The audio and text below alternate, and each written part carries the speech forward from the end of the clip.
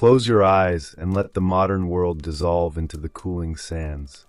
Long before the first stone of the Great Pyramids was ever carved, a wild and dangerous Nile held a secret of absolute power.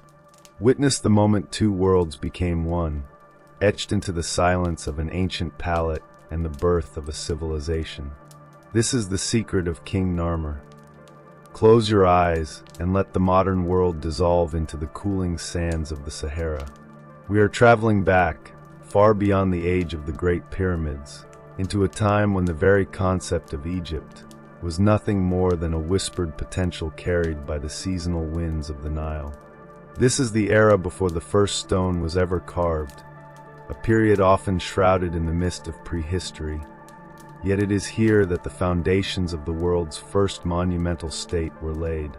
In this quiet, ancient space, we peer through the digital ghosts of a lost world, seeking the truth behind the origins of power. Imagine the Nile Valley 6,000 years ago. It was not the tamed agricultural ribbon we know today, but a wild, lush, and often dangerous swamp. The river was a living entity, its annual flood an unpredictable pulse that brought life and chaos in equal measure. On the high desert plateaus of Abydos and Hierakonpolis, the first dwellers of the Nile watched the waters with a mixture of reverence and fear.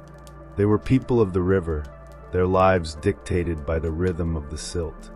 Yet, beneath the surface of this nomadic existence, a transformation was beginning, a quiet, purposeful consolidation of power that would eventually culminate in the mystery of a single man, Narmer.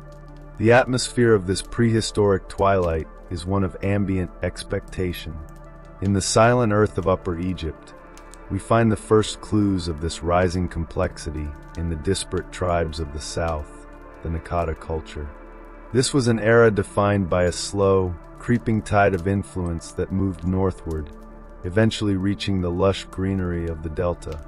To understand the dawn of this civilization, we must look at the transition from the organic world of mud and wood to the eternal world of monumental ambition. For centuries, the dwellers along the Nile existed in small, egalitarian communities, but as the 4th millennium BCE progressed, a new social architecture began to emerge. We see it first in the graves. In the silent excavations of the pre-dynastic sites, the simple pits of the past began to grow into elaborate, brick-lined chambers. This was the birth of social hierarchy, a moment where certain individuals began to distinguish themselves not just in life, but in the permanence of their death. The air in these early tombs is heavy with the scent of ancient incense and the dry dust of eternity. Among these rising centers of power, two cities stood as beacons of this new world. Nekhen, known to us as Hierakonpolis, and Abydos, or Abydos. Nekhen was the city of the Falcon, a bustling center of industry where the first large-scale breweries and potteries were constructed to serve a growing elite. Here, the high desert was alive with the sound of artisans and the smoke of kilns, all working toward a singular, proto-national goal. Meanwhile, at Abydos, in the sacred landscape of el-Quayab, the first rulers were carving their names into the memory of the earth. These were the kings of Dynasty 0, figures who existed on the threshold of history, their names often represented by powerful animals, the lion, the elephant, and the mysterious scorpion. The Naktavara detail of this era lies in the delicate transition of identity. It is found in the shift from the tribal to the royal. We see the emergence of the Serek, a rectangular frame representing a palace facade, topped by the majestic falcon god Horus. This was more than just a symbol. It was a royal brand, a declaration that a single divine body now stood as the mediator between the people and the cosmic forces of the Nile. As we drift further into the silence of the prehistoric veil, we encounter the psychological shock of the unification. For generations, the two lands, the Valley of the South and the Delta of the North, had existed as two different realities. The South was a land of rugged limestone cliffs and intense solar heat, the domain of the Falcon.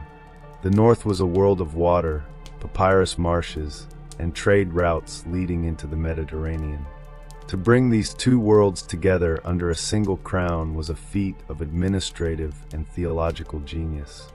It required a leader who could command not just the labor of the people, but their spiritual loyalty. This brings us to the threshold of the first dynasty and the figure of Narmer. He emerges from the shadows of Naqada III with a terrifying and beautiful clarity. He is often depicted in the silent grey-wax stone, standing with a mace raised, ready to strike down the forces of chaos. But Narmer was more than a conqueror. He was an architect of the soul. His secret was the realization that a state could be built on the synchronization of thousands of lives toward a single, eternal purpose. The river of shadows that we follow through these millennia is not just a geographical journey, but a spiritual one. We see the first whispers of writing on tiny, weathered ivory tags, labels for wine, oil, and linen that tell us a vast bureaucracy was already breathing. These tags, no larger than a coin, are the ancestors of every book and record ever written. They speak of a nation that was beginning to record its own existence, to count its wealth, and to name its kings. As the moon rises over the empty plateaus of the south, casting a silver glow over the silent mounds of Abydos, we realize that the unification was not a single battle, but a long, rhythmic process of ritual and trade. It was a marriage of the white crown of the south and the red crown of the north. It was the founding of the White Walls, the city of Memphis at the very tip of the delta, a strategic heart designed to pump the lifeblood of the new nation in both directions. In the chapters to come, we will descend deeper into the heart of this royal house. We will witness the rising ambition of the Tenite kings and the exquisite craftsmanship of their artisans. We will explore the lost city of the pyramid builders and the sun-drenched temples of the later dynasties. But for now, we remain here in the prehistoric twilight, at the moment when the first divine of body chose to defy the ephemeral nature of mud and wood. Take a deep breath and feel the stillness of the desert night. The light of the first dynasty is about to break over the horizon, and the secret of Narmer is waiting to be fully revealed. The journey into the architecture of eternity has only just begun. As the first light of this new epoch breaks over the horizon, the silence of the prehistoric veil begins to lift, revealing a landscape defined by a restless, soaring ambition. The divine of body has stepped into the sun, and the scattered embers of tribal authority have coalesced into a singular, burning flame. To understand how one man could claim the title of Lord of the Two Lands, we must turn our gaze back to the south, to the rugged, sun-drenched heart of Upper Egypt, where the blueprints for an eternal empire were first drawn in the dust. This is the story of the Tenite kings, a line of visionary princes who transformed the fertile valley into a laboratory of power. The geography of this era is a dialogue between the river and the stone. Imagine the city of Nekhen, the city of the falcon, nestled against the western cliffs where the desert meets the floodplains. Today we know it as Hierakonpolis, a site where the earth still whispers of the industrial scale of the early state. In the cool, quiet hours before dawn, the city was already alive with the rhythmic sound of heavy stone grinders and the crackling of massive kilns. This was not merely a settlement, it was a machine. Here, the architects of the South were perfecting the arts that would sustain a civilization, the mass production of bread and beer. In the excavations of this ancient city, we find the remains of breweries capable of producing hundreds of gallons of thick, nutritional ale in a single cycle. To the modern ear, this might sound like a simple commodity, but in the world of the first kings, beer was the currency of loyalty. It was the fuel that fed the laborers and the sacred libation that appeased the gods. By controlling the production of life's essentials, the rulers of Nekhen were weaving the first threads of a social contract. They were no longer just leaders of a hunt, they were the providers of a nation. The scent of fermenting grain and baked emmer wheat mingled with the sharp, metallic tang of copper being forged into the first royal tools, creating an atmosphere of constant, purposeful creation. As we move north from the industrial pulse of Nekhen, we follow the river to the sacred landscape of Abydos, or Abydos. If Nekhen was the city of industry, Abydos was the city of the soul. Here, at the edge of a great desert bay, lies the cemetery of el-Quayab, the mother of pots. In the deep, silent hours of the night, the plateau feels like a gateway between worlds. It was here that the Tenite princes chose to build their fortresses of eternity. These were not yet the stone pyramids of the future, but elaborate subterranean palaces of mud brick, designed to mirror the royal court in the afterlife. In the darkness of these tombs, we find the first evidence of a sophisticated administrative mind. Tiny, rectangular ivory and bone tags, no larger than a thumbprint, bear the earliest marks of a writing system. Each tag is a small masterpiece of information, recording the delivery of oil, the quantity of linen, or the year of a specific royal ritual. These are the whispers of the first scribes, men who realized that to rule a land as vast as the Nile, one must be able to count it, label it, and remember it. The state was becoming an organism of memory, and the divine of body was its beating heart. The atmosphere in Abydos is one of profound, ritualistic continuity.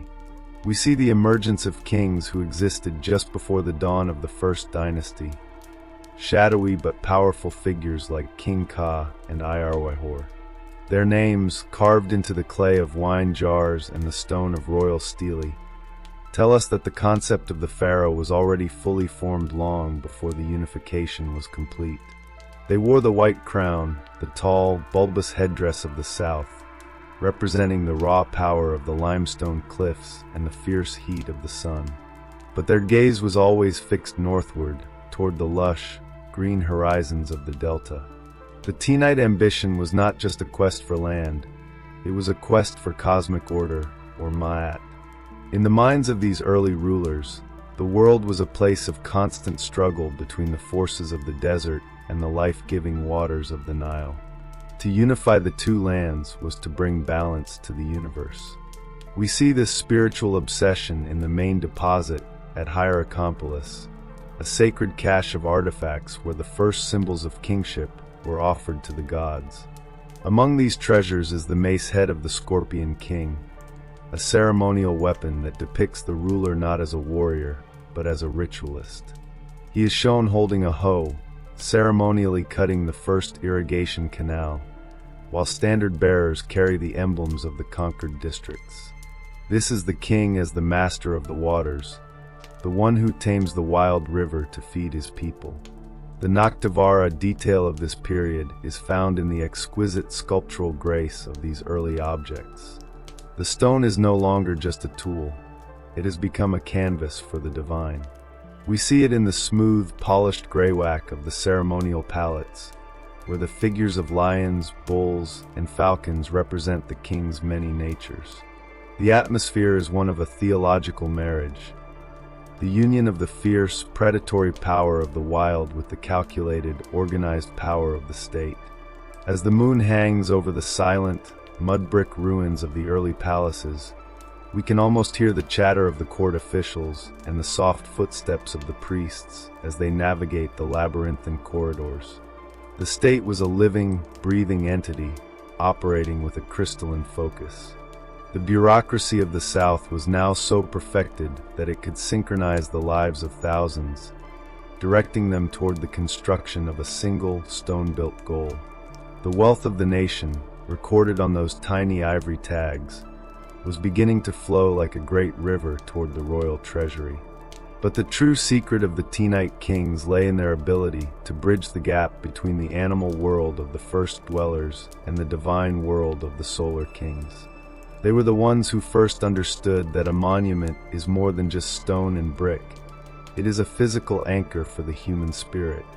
By building their tombs in the sacred dust of Abydos, they ensured that their names would live forever in the memory of the land. The journey from the southern hills toward the delta is a movement from the rugged to the refined, from the tribal to the eternal. The ambition of the South was a tide that could no longer be held back by the seasonal floods. It was a force that would eventually carry Narmer to the tip of the delta, where he would lay the first stone of the white walls and change the course of history forever. Take a deep breath and feel the weight of the limestone above you. The River of Shadows is carrying us further north, into the heart of the delta, where the final pieces of the Unification are about to fall into place. The light of the First Dynasty is growing stronger, and the secret of the two lands is waiting to be spoken in the silence of the dawn. As the tide of the South continues its relentless march toward the northern horizons, the light of this new dawn illuminates a world in the midst of a profound artistic and spiritual revolution. The ambition of the Tenite princes was not merely written in the blood of conquest or the ledgers of bureaucrats. It was etched into the very fabric of the material world. We are entering the era of Nakata III, a period of intense cultural synthesis where the visual language of power reached a point of absolute crystalline focus. To understand the unification of the two lands, we must look beyond the crowns and the maces and peer into the delicate, shimmering surfaces of the ceremonial objects that served as the first manifestos of a nation. Imagine the atmosphere of a royal workshop in the late 4th millennium BCE. The air is thick with the fine, gray dust of schist and the sharp, rhythmic sound of copper chisels meeting stone. Here, the master craftsmen of the South were engaged in a task of cosmic importance. They were not merely making tools, they were capturing the soul of the state.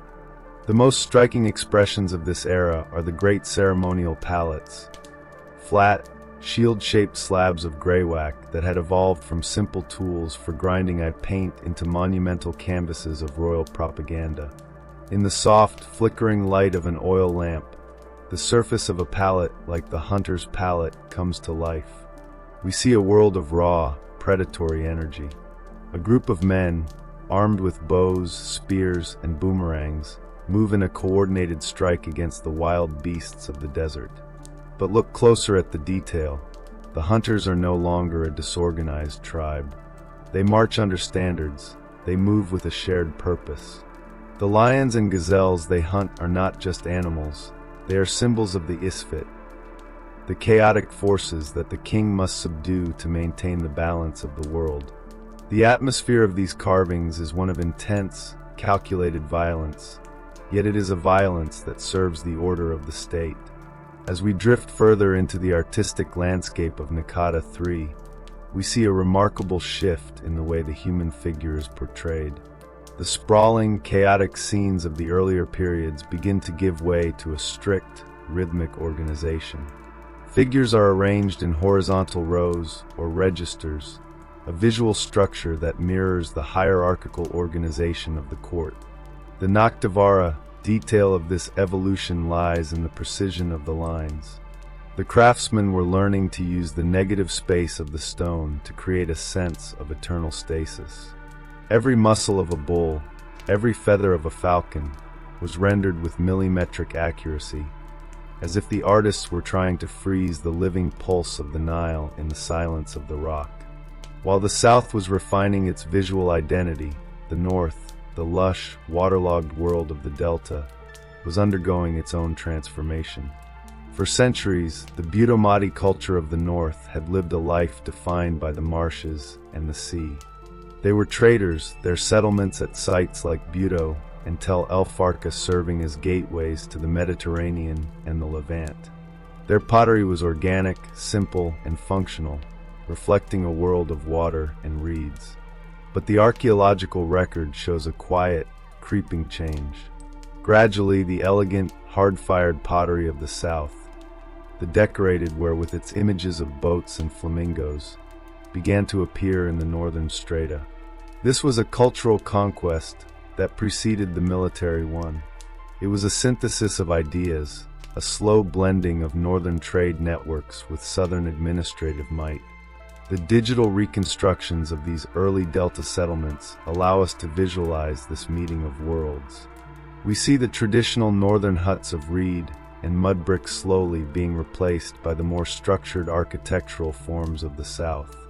The atmosphere in the delta was one of hybridity, a place where the scent of cedar from the Lebanon coast mingled with the incense of the southern temples. The spiritual engine of this synthesis was the concept of the dual king. Even before the final unification under Narmer, the rulers of the Naqada III period were beginning to experiment with the iconography of the two lands. We see the appearance of the red crown, the deshret, in southern contexts, suggesting that the Tenite kings were already claiming authority over the delta marshes in their rituals. The state was no longer just a collection of villages, it was becoming a cosmic mirror. The king was the son of the sun, the one who bridged the gap between the rugged limestone cliffs of the south and the shifting, silted waters of the north. In the sacred workshops, this theological marriage was celebrated in the production of exquisite stone vessels. Thousands of bowls, jars, and plates were carved from the hardest stones, granite, porphyry, and breccia, with a level of skill that defies modern explanation. Imagine the patience required to hollow out a block of solid diorite using only copper drills and abrasive sand. These vessels were not intended for daily use. They were pieces of a turquoise heaven brought down into the earth, designed to hold the offerings that would sustain the royal ka for eternity.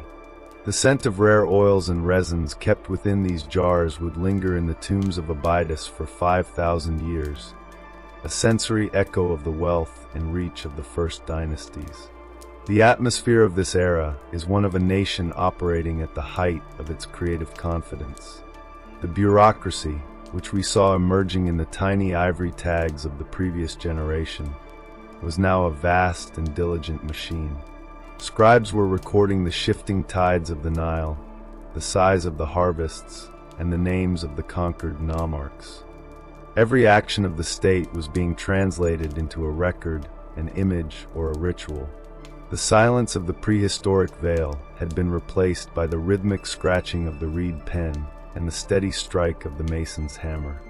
As we stand on the windswept ridges of the desert, looking down toward the green ribbon of the valley, we realize that the unification was a psychological revolution as much as a political one. It was the moment when the people of the Nile stopped seeing themselves as members of a tribe and began to see themselves as part of a horizon. The Ake, the place where the king emerged like the sun to bring light to the darkness. The river of shadows has led us to the very brink of history.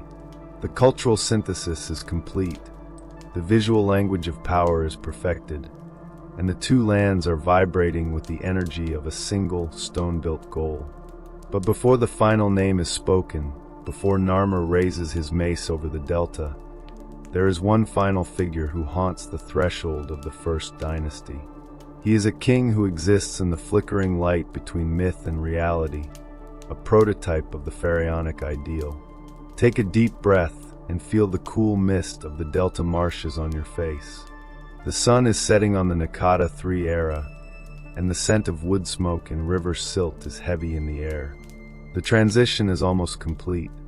In the next chapter, we will follow the echoes of this prototype into the heart of the desert, where a king named for a predator was about to clear the path for the birth of civilization. The cool mist of the delta marshes lingers in the mind, yet the shifting sands of the south call us back toward a rugged, windswept ridge where the architecture of power first took its most predatory form. We are moving deeper into the heart of the desert, away from the lush riverbanks and into the silent, sacred ground of Hierakonpolis, the city of the falcon. Here, in the late 4th millennium BCE, a figure emerges from the flickering light between myth and reality, a king who exists as the ultimate prototype of the pharaonic ideal. He is known to us only by the symbol of a desert predator, the scorpion. To look upon the world he built is to witness the moment when the raw, untamed forces of nature were first harnessed by the iron will of the state. Imagine the atmosphere of Hierakonpolis during this era of Dynasty Zero. The city, known then as Nekhen, was a sprawling landscape of industry and ritual, where the smoke from massive pottery kilns and breweries rose like incense against the sharp limestone cliffs. In the central ritual precinct, archaeologists discovered a sacred cache, a main deposit, that contained the treasures of this lost world. Among these relics was an object of staggering complexity and terrifying beauty, the scorpion mace head. This rounded slab of polished limestone is not a weapon for a soldier, but a ceremonial anchor for a king's soul. As we visualize the carvings on its surface, we see the transition from the tribal chieftain to the cosmic ruler. At the center of the mace head stands the king himself, towering over his subjects in a display of unmatched physical and spiritual gravity. He wears the tall white crown of the south, a bulbous headdress that mimics the silhouette of a lotus bud or a predator's egg. But it is his action that defines the era. He is not striking down an enemy. He is holding a ceremonial hoe, poised to cut the first irrigation canal into the sun-baked earth. Around him, attendants carry fans and standards, their movements choreographed in a dance of absolute devotion. This is the king as the master of the waters, the divine engineer who commands the annual flood to feed a nation. The air around this image is thick with the scent of wet silt and the promise of abundance, a sensory declaration that the king is the provider of life itself. The Naktavara detail of this scene lies in the symbolism of the predator that gives the king his name. Why the scorpion? In the ancient mind, the scorpion was a creature of the deep desert, a silent, lethal guardian of the threshold. By adopting this name, the king was weaving the fierce, territorial power of the desert into the fabric of the valley. He was the one who could navigate the river of shadows and return with the power of the sun. Below the figure of the king, the mace head reveals a world of organized labor and ritual sacrifice. We see the rekit birds, symbols of the common people of Egypt, hanging by their necks from the standards of the conquered districts. This is the darker side of the unification, a reminder that the birth of a civilization is often a violent synchronization of disparate lives. As we drift further into the desert, the path leads us back to Abydos, to the royal cemetery of Al-Quaib, where the earth holds the physical remains of this prototype. Here, in the silent, subterranean chambers of Tomb Uj, we find the most profound evidence of the scorpion's administrative reach. This tomb is a labyrinth of 12 rooms, a subterranean palace built to house the king's spirit. Within its dark corridors, researchers discovered hundreds of tiny bone and ivory tags, each inscribed with the earliest form of Egyptian writing. These are not stories of gods, but records of the state. Plantation of the king, produce of the delta, delivery from the north. These tags, no larger than a coin, whisper of a bureaucracy that was already breathing, counting, and taxing the land before the first pharaoh ever wore the dual crown. The atmosphere in Tomb Uj is one of profound, archival silence. Imagine the scribes moving through the torchlight, meticulously labeling jars of wine from the Levant and chests of fine linen from the Delta. Every tag was a thread in the web of the state, a way for the divine of body to extend his hand across the horizons. The Scorpion King, or the lineage of kings he represents, had mastered the art of the census. They realized that to rule the Nile, one must first be able to name it. The scent of aged wine and dry cedar would linger in these chambers, a testament to a trade network that already reached far beyond the riverbanks. The legacy of the Scorpion King is the legacy of the prototype. He provided the blueprint for everything that would follow: the ceremonial architecture, the visual language of the crown, and the administrative machinery of the writing system.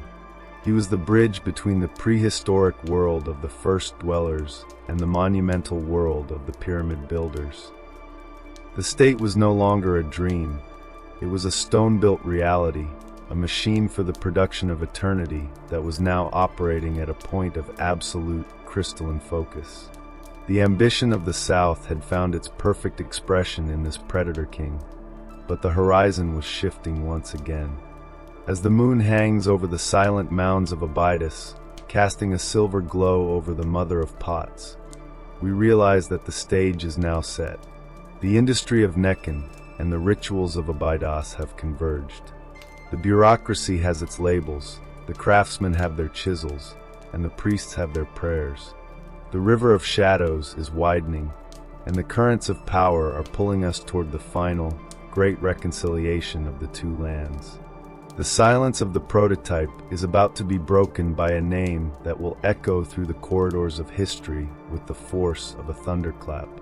Take a deep breath and feel the weight of the millions of tons of desert sand above you.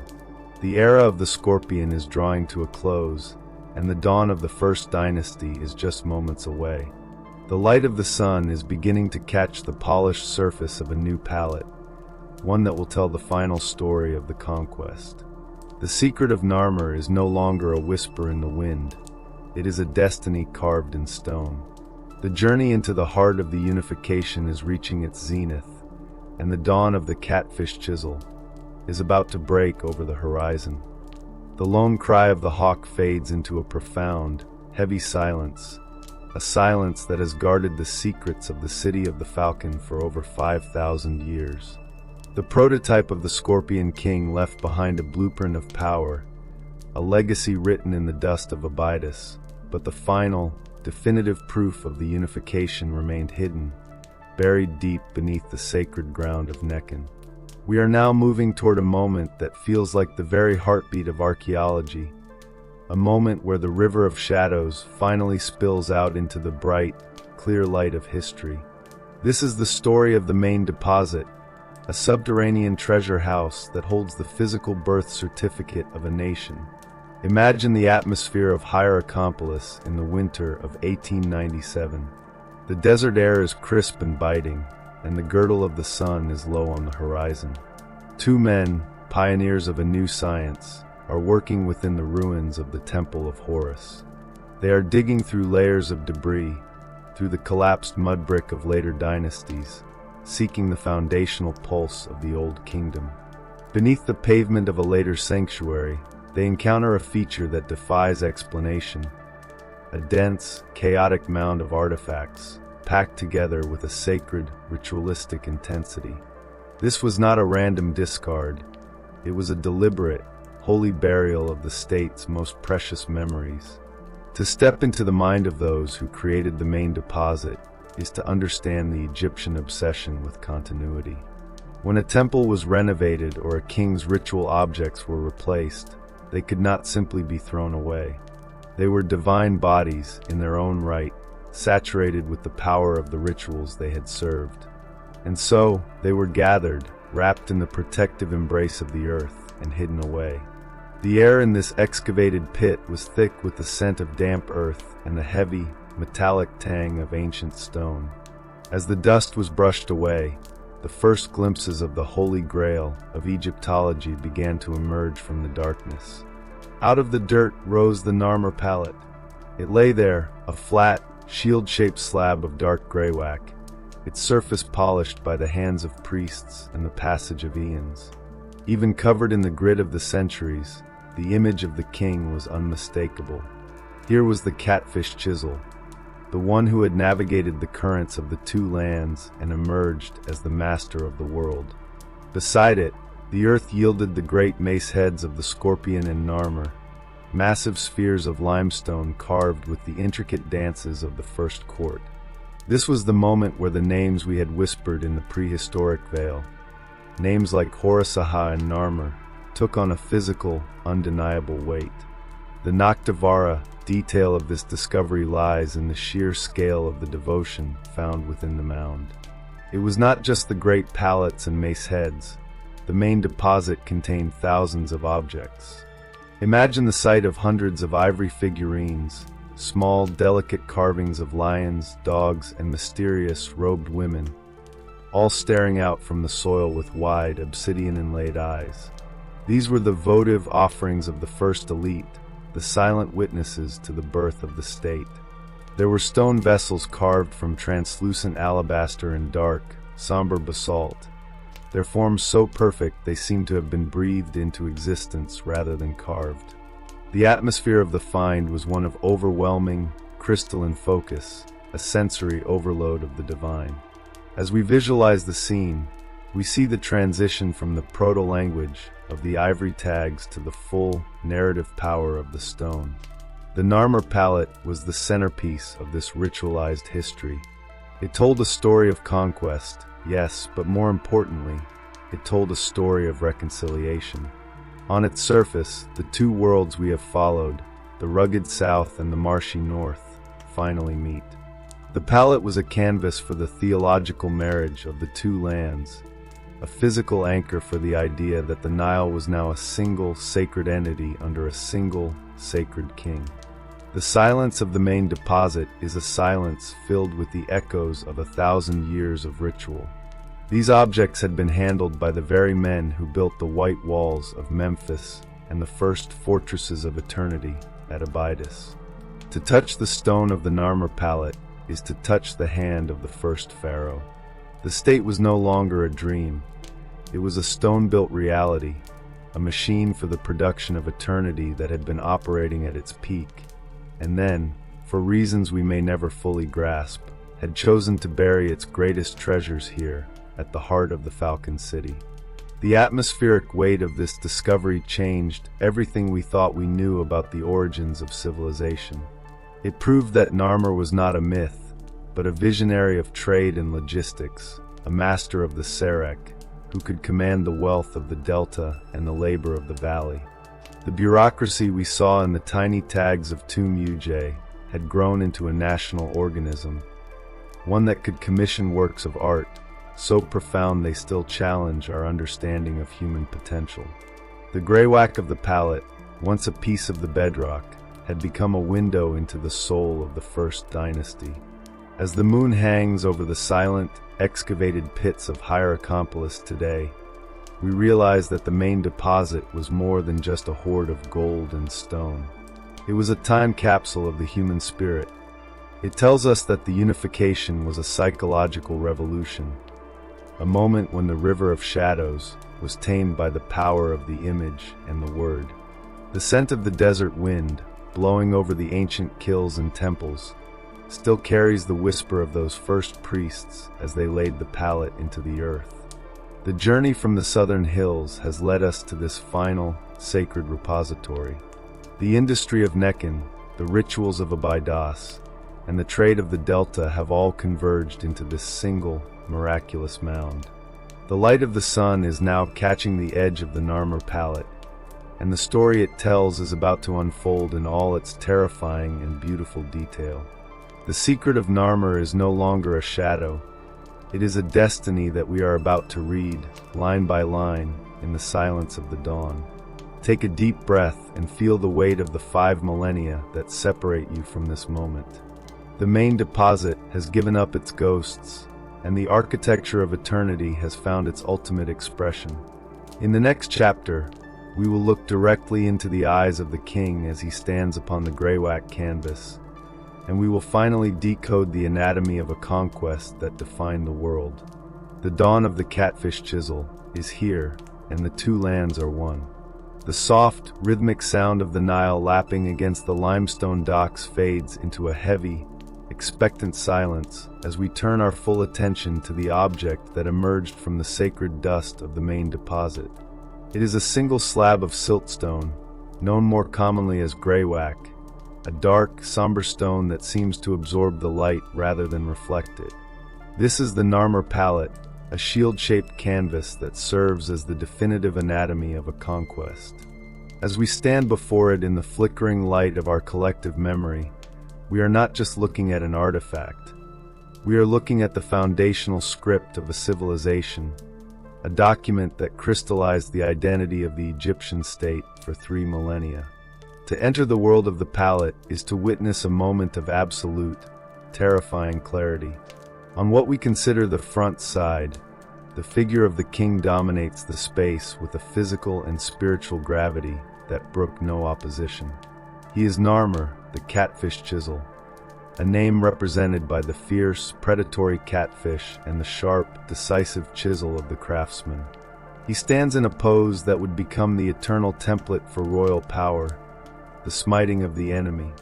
His arm is raised, gripping a mace with a strength that seems to vibrate through the stone, while his other hand holds a kneeling captive by the hair.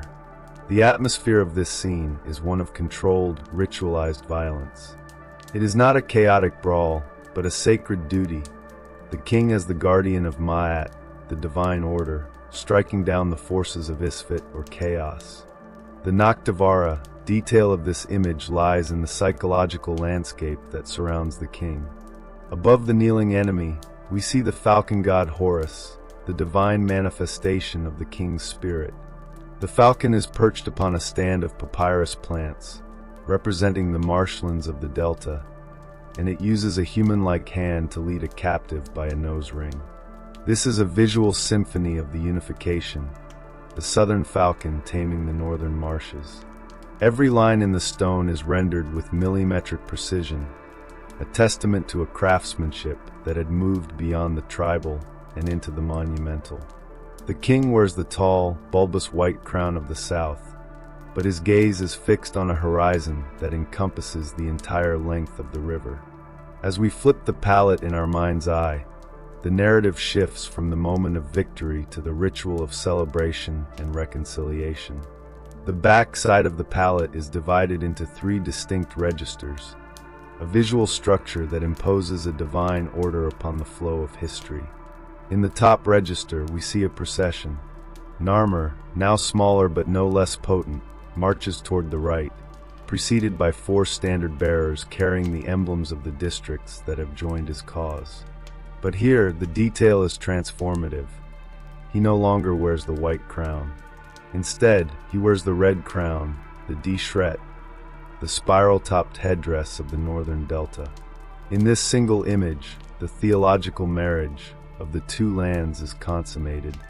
The king of the south has become the king of the north. The atmosphere of this procession is one of grim, ceremonial triumph. To the right of the marching king, we see the bodies of the decapitated enemies, their heads placed between their feet. It is a chilling reminder of the cost of order. But the central register of this side offers a more complex, symbolic vision of the Unification. 2 giant feline creatures, often called serpopards, stand facing each other, their impossibly long necks intertwined and held in place by leashed attendants. This is the secret of Narmer's state. The 2 lands are like 2 wild, predatory forces that must be bound together by the iron will of the administration. The intertwined necks create a circular void in the center of the palette, the well where the ceremonial eye paint would have been ground, a physical space where the divine and the human world met. The bottom register of the palette provides the final, crushing blow to the forces of chaos. A massive bull, a manifestation of the king's raw, physical power, is shown trampling a fallen enemy, while simultaneously goring the walls of a fortified city. The Naktavara silence of this scene allows us to hear the sound of the mud bricks crumbling and the cries of the conquered. The bull does not just defeat the enemy, it deconstructs the very architecture of their resistance. This is the birth of the deep state, a power so absolute that it can dismantle old worlds and build a new, unified horizon in their place. To look upon the Narmer palette is to descend into a world of absolute, mathematical darkness and emerge with a vision of light.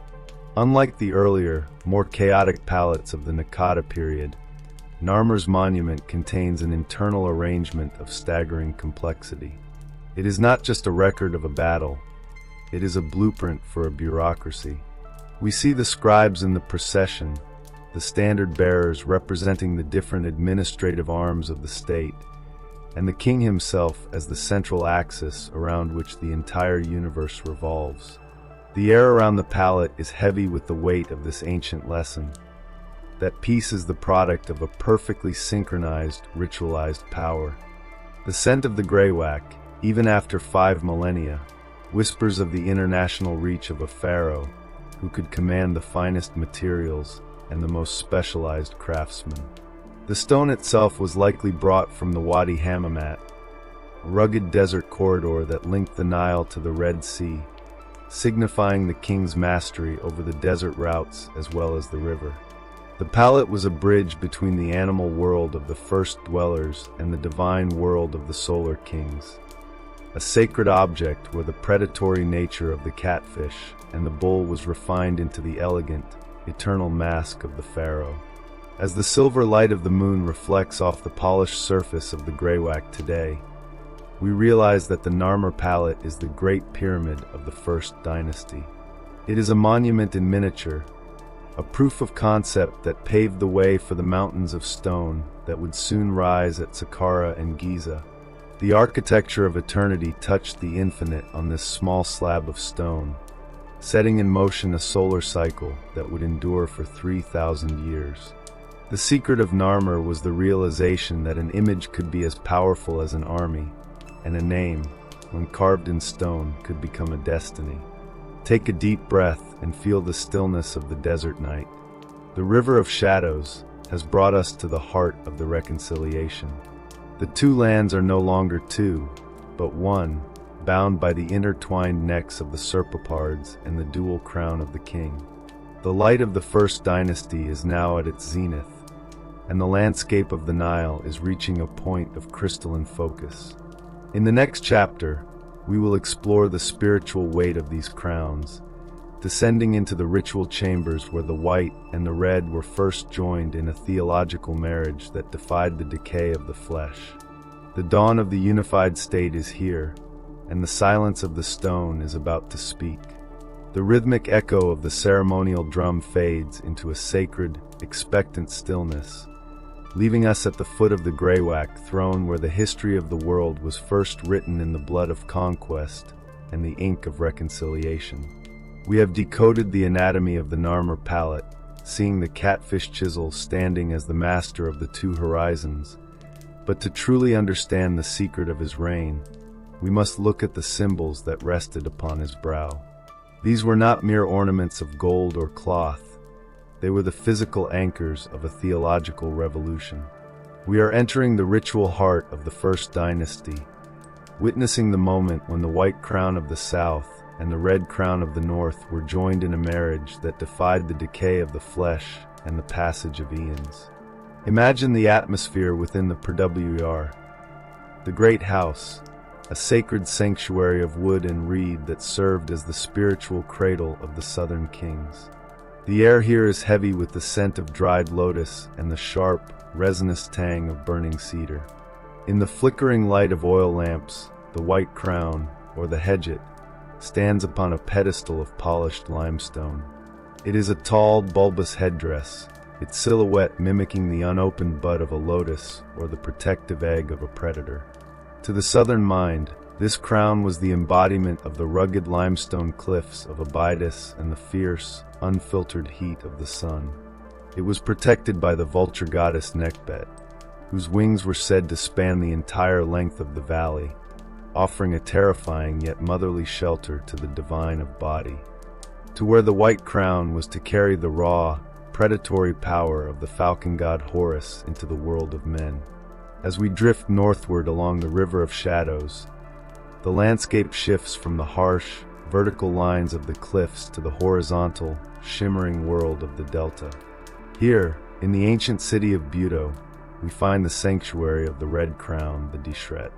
The atmosphere in this northern shrine is one of water and wind. The crown itself is a striking, geometric contrast to its southern counterpart, a low, flat-topped base with a tall, projecting back in a mysterious, curling spiral known as the Kabet. This spiral, reaching out like the tendril of a vine or the strike of a serpent, represented the infinite possibilities of the marshlands. The red crown was the domain of the cobra goddess Wadjet, the Green One, who spat fire at the enemies of the king. It was a crown of the sea of trade and of the shifting silta currents that linked the Nile to the great green Mediterranean. The secret of Narmer was the realization that these two realities, the rugged stone of the south and the fertile water of the north, could not simply coexist. They had to be fused into a single cosmic identity. The double crown, the skent, was the result of this theological marriage. When Narmer placed the red crown over the white, he was not just wearing a new hat. He was performing an act of spiritual alchemy. He was declaring that the two lands were now a single organism, a body with two lungs, breathing the same air of the state. This was the birth of the Simatoi, the unification of the two lands, a concept that would be repeated in every coronation for the next 3,000 years. The atmosphere of this union was one of absolute crystalline focus, a moment where the disparate tribes of the Nile were synchronized into a single national rhythm. In the silent, subterranean chambers of the early dynastic tombs, we find the physical evidence of this synthesis. We see the Neti name, the two ladies, appearing in the royal titles, placing the king under the joint protection of the vulture and the cobra. This was the first deep state branding, a way to ensure that every official, from the scribes of the delta to the masons of the valley, understood that they served a singular, dual-natured god. The Nakhtavara detail of this era lies in the exquisite craftsmanship of the royal regalia. While the crowns themselves have long since perished, likely made of organic fibers, leather, or fine linen, their images were carved into the stone with a level of detail that speaks of a civilization operating at its peak. We see the texture of the weaving, the tension of the spiral, and the weight of the base, all rendered in the silence of the greywacke. This marriage was not just symbolic, it was administrative. The unification of the crowns represented the merging of two vast bureaucracies. The tiny ivory tags we saw in the previous chapters now began to record the wealth of the two lands as a single treasury. Scribes in the white walls of Memphis, the city founded at the junction of the two horizons, were now counting the cattle of the south and the grain of the north in the same breath. The state was a living, breathing machine for the production of eternity, and the dual crown was its crown jewel. The air in the new capital of Memphis was thick with the scent of sawdust and the chatter of 1,000 craftsmen, all working to build a city that could house the spirit of this unified God. As we stand in the mind's eye within the ritual chambers of the First Dynasty, we realize that the king had become the axis of the world. He was the lord of the two lands, the one who stood at the center of the compass, balancing the forces of the desert and the river, the sun and the soil. The crowns were his tools for this cosmic navigation. The white crown allowed him to speak to the gods of the cliffs, while the red crown gave him command over the spirits of the marshes. Together, they made him a perfect god, a being who could navigate the river of shadows and return with the light of the sun for his people. The silence of this theological marriage is a silence filled with the echoes of 1,000,000 prayers. It tells us that the unification was a psychological revolution, a moment when the people of the Nile stopped seeing the other across the river and began to see a reflection of themselves. The Narmer palette had shown us the conquest, the dual crown showed us the peace. The state was no longer a collection of villages bound by fear, but a nation bound by a shared divine vision. The scent of the desert wind, blowing over the shrines of Nekbet and Wadjet, still carries the whisper of that first reconciliation, a reminder that order is the product of a perfectly synchronized, ritualized power. Take a deep breath and feel the weight of the centuries that separate you from this moment. The River of Shadows has brought us to the peak of the First Dynasty's spiritual ambition. The white and the red are one, and the landscape of Egypt is reaching a point of absolute mathematical clarity. But the king's work is not yet finished. To secure this union, he must do more than wear the crowns. He must count the people and the land. He must ritualize the very heartbeat of the nation. In the next chapter, we will follow the echoes of this administrative genius as we examine the mace head of Narmer, a ceremonial object that reveals the secret of the first census and the ritualization of the state.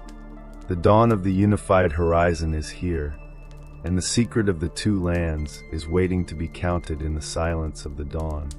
The scratching of the scribe's reed pen on papyrus is the sound of a world being measured, a quiet yet revolutionary act that transforms the raw energy of a nation into the structured memory of a state. As we leave the ritual chambers where the white and red crowns were first joined, we follow the ink as it flows from the palette of the scribe to the hand of the stone carver. The theological marriage of the two lands was not merely a spiritual union, it was a logistical one. To rule the Nile was to count the Nile, and in the silence of the main deposit at Hierakonpolis, we find the most striking evidence of this administrative awakening. This is the mace head of Narmer, a massive, pear-shaped bulb of limestone that serves as a ceremonial anchor for the first great census of the world. Imagine the atmosphere of a royal festival during the twilight of Narmer's reign. The air is thick with the scent of roasted meat, fermented ale, and the heavy, sweet smoke of Kifi incense. We are at a moment of transition, where the king is not just a warrior or a priest, but the ultimate auditor of the universe. On the surface of the mace head, we see Narmer enthroned beneath a high, ornate canopy. He sits elevated above the world, a figure of absolute, unmoving gravity. He is no longer smiting an enemy. He is presiding over a ledger of life. This is the ritualization of the state, the moment where the chaos of the flood and the unpredictability of the harvest are captured within the rigid registers of a divine count. As we look closer at the carvings, the Noctivara detail of the First Dynasty reveals itself in the staggering numbers etched into the stone. Beneath the image of the king, the mace head records the spoils of a nation being brought into the light. 120,000 captives, 400,000 cattle, and 1,422,000 goats. To the modern eye, these figures may seem like an exaggeration, a symbolic boast of a conquering hero. But in the context of the early state, these numbers represent a profound psychological shift. They are the birth of the deep state, a declaration that every living thing within the two lands, from the smallest goat in the delta marshes to the highest noble in the southern cliffs, is now a part of the king's household. To count the land was to possess it. To name the cattle was to tame the horizon. The atmosphere of this census is one of grim, mathematical devotion. Around the king, we see the familiar standard bearers of the districts, but their role has shifted. They are no longer just military units. They are the tax collectors of eternity. The mace head depicts a world of perfect synchronization. We see the rekit birds, the common people, once again, but here they are shown in a ritualized procession, part of the great engine of the state. The king sits at the center of this web of numbers, the axis around which the wealth of the Nile revolves. The air in the court of Memphis was filled with the rhythmic chanting of scribes as they tallied the grain, the linen, and the livestock, creating a record that would ensure the state could breathe even when the floods failed. This was the true secret of Narmer. He realized that power was not just about the mace, it was about the ledger. By ritualizing the census, he turned the act of taxation into an act of worship. The wealth that flowed into the royal treasury was not seen as a burden, but as an offering to the perfect God, who maintained the balance of the sun and the soil. The Noctivara silence of this scene allows us to feel the weight of this ancient bureaucracy. Every tiny ivory tag we saw in the tombs of Abydos was a precursor to this moment. The state had become a living organism, and the census was its pulse. The craftsmanship of the mace head itself tells us of a civilization operating at its peak. The limestone is carved with a precision that mirrors the exactitude of the numbers it records. We see the tension in the ropes, the texture of the king's robe, and the fine lines of the hieroglyphs, the catfish and the chisel, standing guard over the tally. This was the moment where writing and art were fused into a single tool for the management of the infinite. The scent of wet clay and dry ink whispers of an administrative machine that was already capable of organizing the labor of thousands, directing them toward the construction of a unified horizon. As we drift further into the ritual landscape of the First Dynasty, we realize that the mace head of Narmer is a bridge between the physical and the metaphysical. The captives listed on the stone may have been the very men who built the white walls of Memphis or the first great causeways of the Delta. The cattle and goats were the fuel that fed the builders of the fortresses of eternity. The state was a machine for the production of permanence, and the census was the blueprint for that machine. It ensured that no resource was wasted, no life was forgotten, and no part of the two lands was left outside the sacred circle of the king's protection.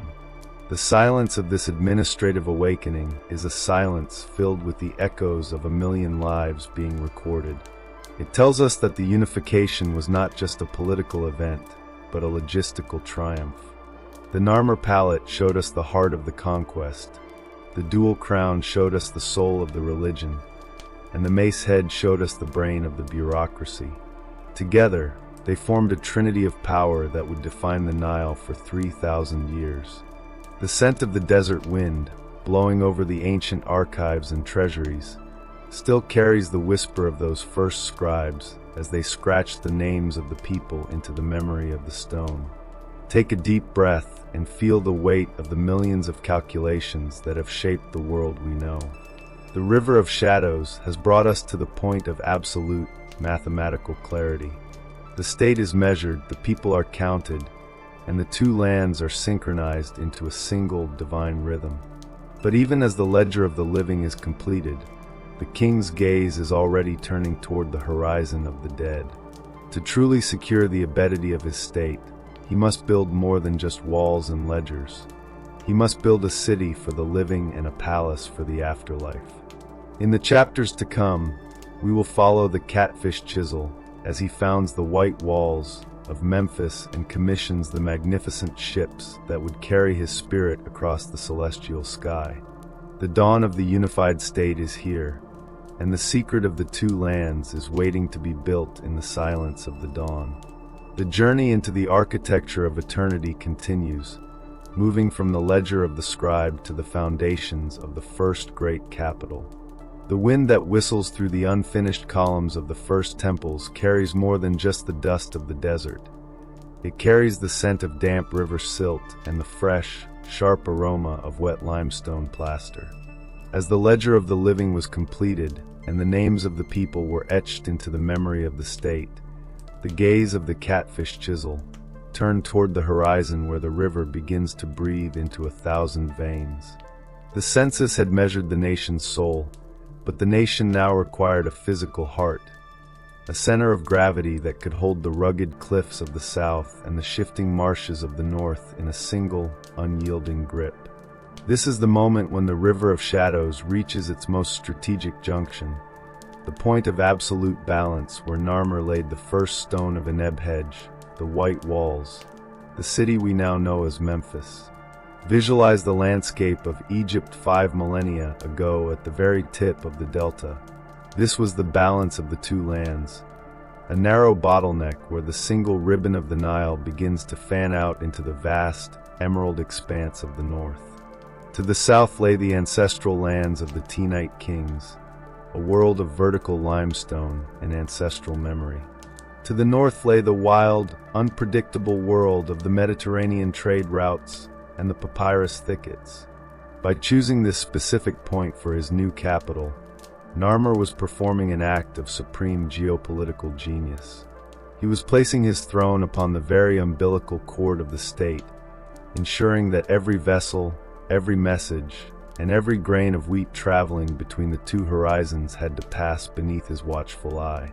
The atmosphere of the founding of Memphis is one of a symphony of labor.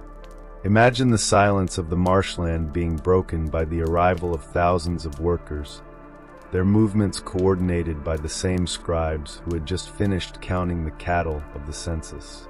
This was not a city that grew organically over centuries.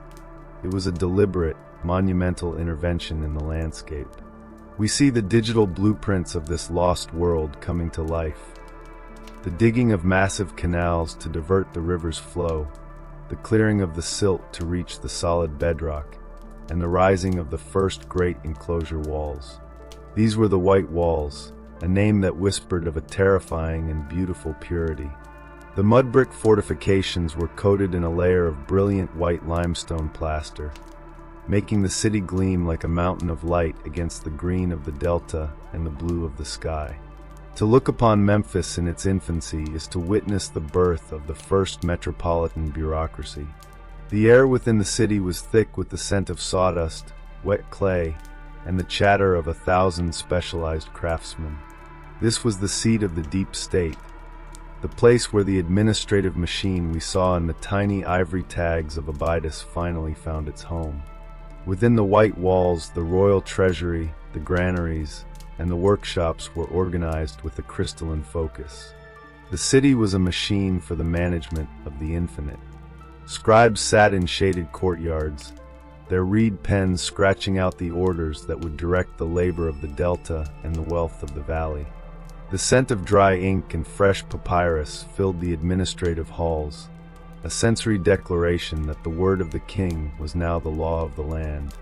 The Noctivara detail of this era lies in the strategic integration of the delta. For centuries, the north had been a world of independent trading posts and marshland chieftains, but Memphis changed the geometry of their existence. The city was a gateway, a filter through which the wealth of the Mediterranean flowed into the heart of the kingdom. We see the arrival of ships laden with cedar from the Lebanon coast, oils from the Levant, and copper from the Sinai, all docking at the bustling wharves of the new capital. The atmosphere of the Memphis docks was one of a vibrant, cosmopolitan empire that was beginning to look far beyond its own riverbanks. The king was no longer just the master of the Nile. He was the guardian of the crossroads of the world. As we drift deeper into the architectural silence of the white walls, we realize that the city was also a theological statement. By founding Memphis, Narmer was creating a neutral ground where the gods of the south and the north could meet. It was here that the god Ptah, the great craftsman, would eventually rise to prominence, a deity who created the world through thought and word, mirroring the king's own act of creating a nation through bureaucracy and architecture. The atmosphere of the early Memphite temples was one of profound, intellectual devotion. There were no dark, hidden sanctuaries yet. The city itself was the sanctuary, a testament to the king's ability to bring order to the chaos of the marsh. The River of Shadows that we follow through these millennia shows us that Memphis was also a city of the living world that made the pyramids possible. To the south of the main fortifications lay the bustling streets of the craftsmen's quarters, the bakeries, and the breweries that fed the state. This was a highly organized administrative machine, not a city of slaves, but a city of friends of the king. Every loaf of bread and every jar of beer was recorded, ensuring that the labor force was well-fed and loyal. The state was a living organism, and Memphis was its beating heart, pumping the lifeblood of organization to the furthest reaches of the delta. The silence of this founding is a silence filled with the echoes of 1,000,000 mud bricks being laid. It tells us that the unification was not just a story of crowns and palates, but a story of infrastructure. Narmer's secret was the realization that a king's power is only as strong as his ability to command the landscape. By building the white walls, he anchored the two lands in a physical reality that would endure for 3,000 years. The scent of the desert wind, blowing over the gleaming plaster of the enclosures, still carries the whisper of those first architects as they measured the horizon and found it wanting.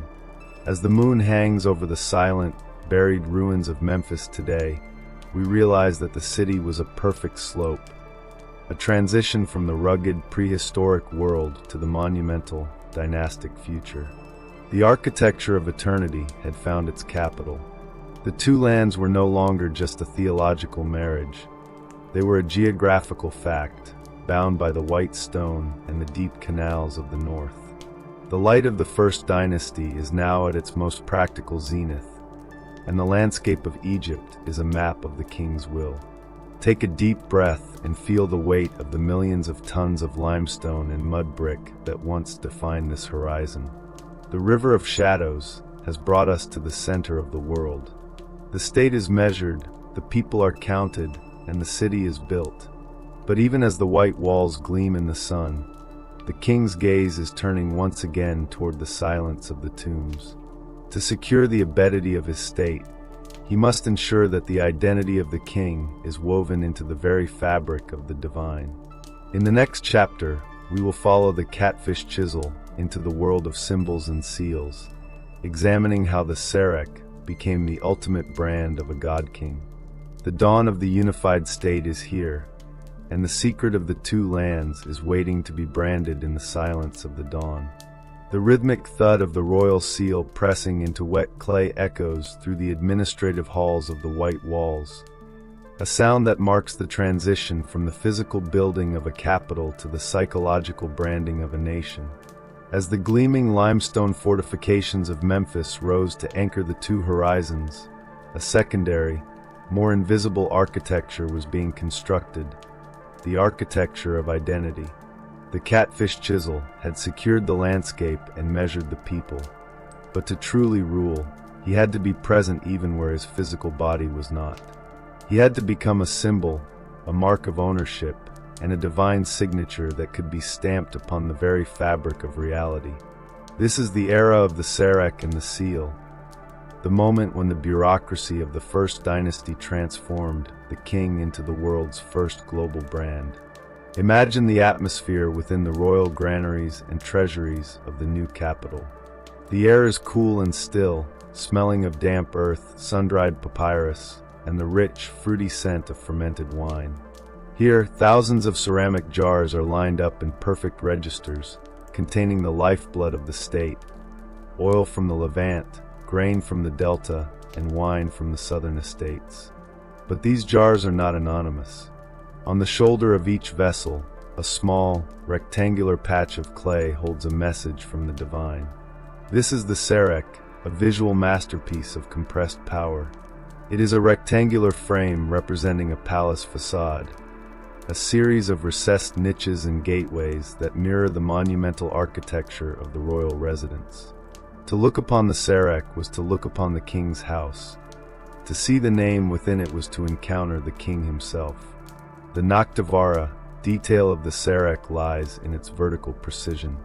The recessed paneling depicted in the stone and clay was not just decorative. It was a representation of the great house, the Pirae, the physical seat of the administration. Perched majestically atop this palace facade is the falcon god Horus, his talons gripping the roof of the world. Inside the frame, the hieroglyphs for catfish and chisel reside in the sacred space between the earth and the sky. This was the first deep state iconography, a way to communicate that the king was the master of the gates, the one who controlled the flow of resources and the boundaries of the law. The atmosphere of these early seals was one of absolute, crystalline authority. Every jar of oil marked with the Serek was a vessel of the king's will, a piece of his divine body traveling across the two lands. As we drift deeper into the administrative heart of Memphis, we encounter the tools that made this branding possible: the cylinder seals. These small, rotating stones, often carved from dark basalt, translucent steatite, or warm carnelian, were a technology born of the ancient trade routes that linked the Nile to the east.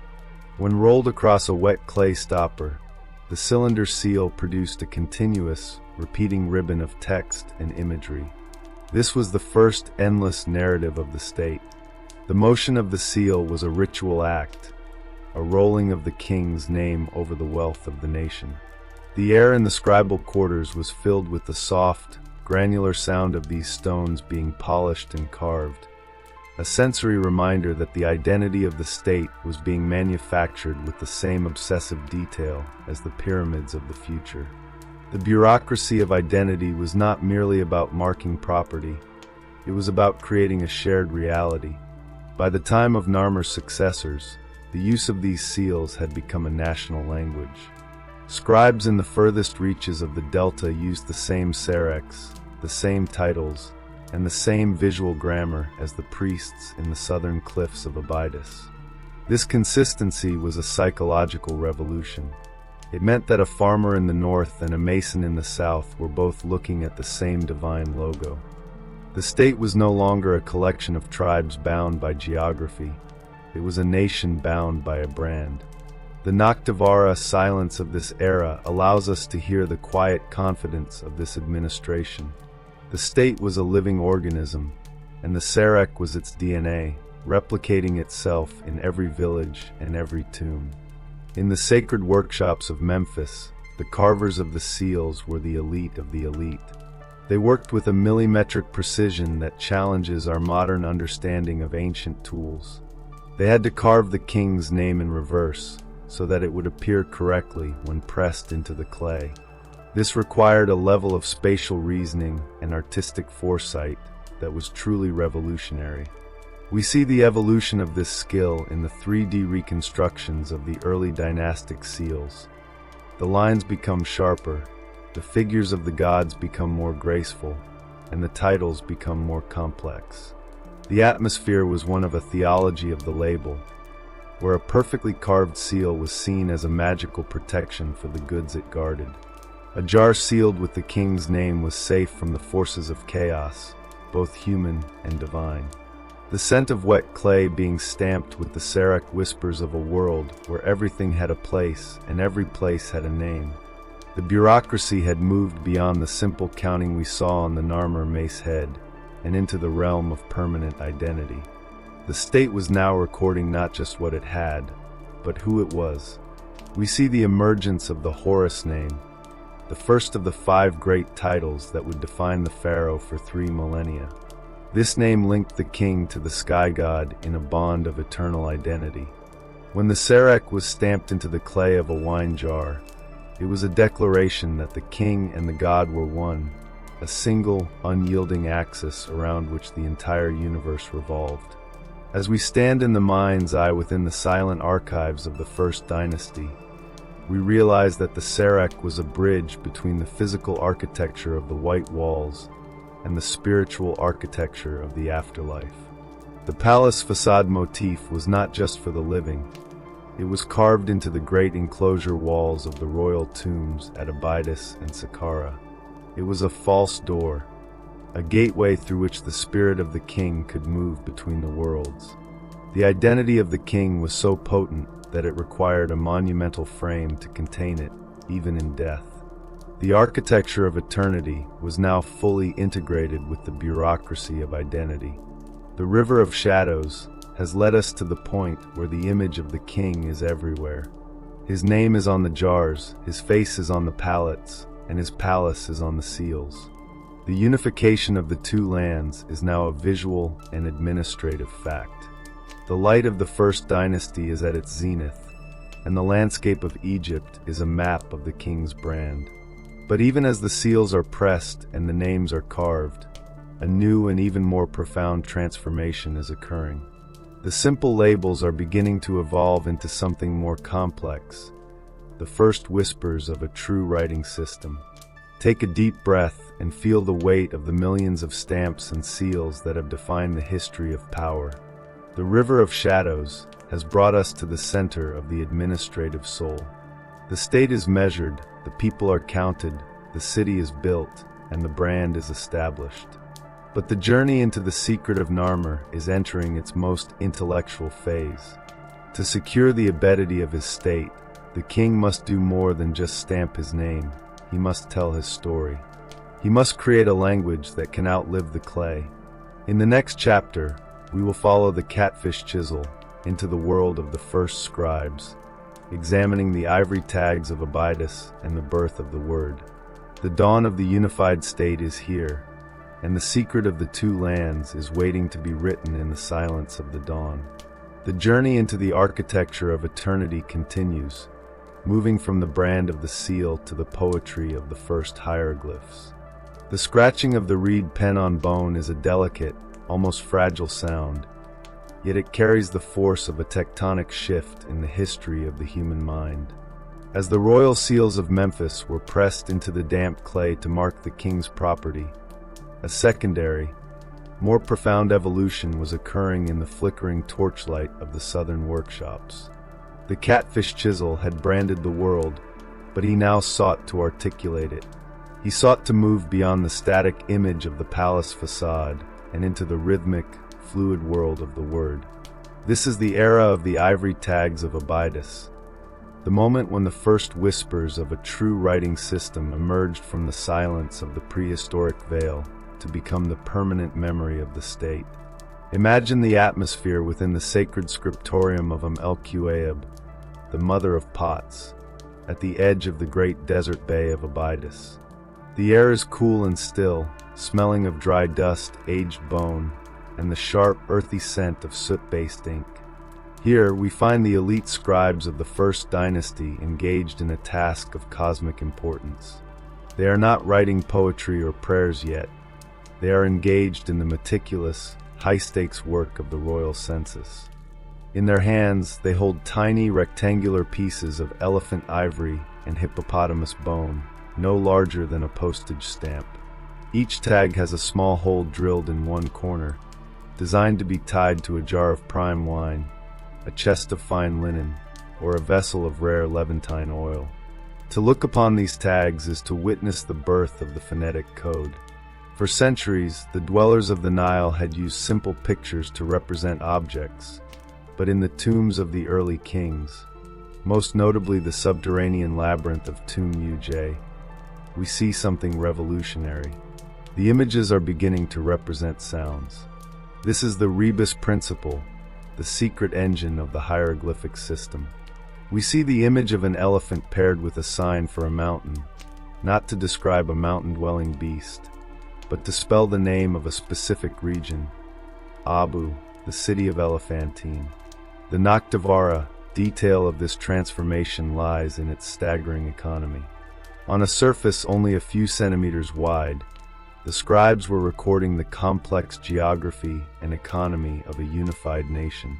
The atmosphere in Tomb Uj is one of profound archival silence.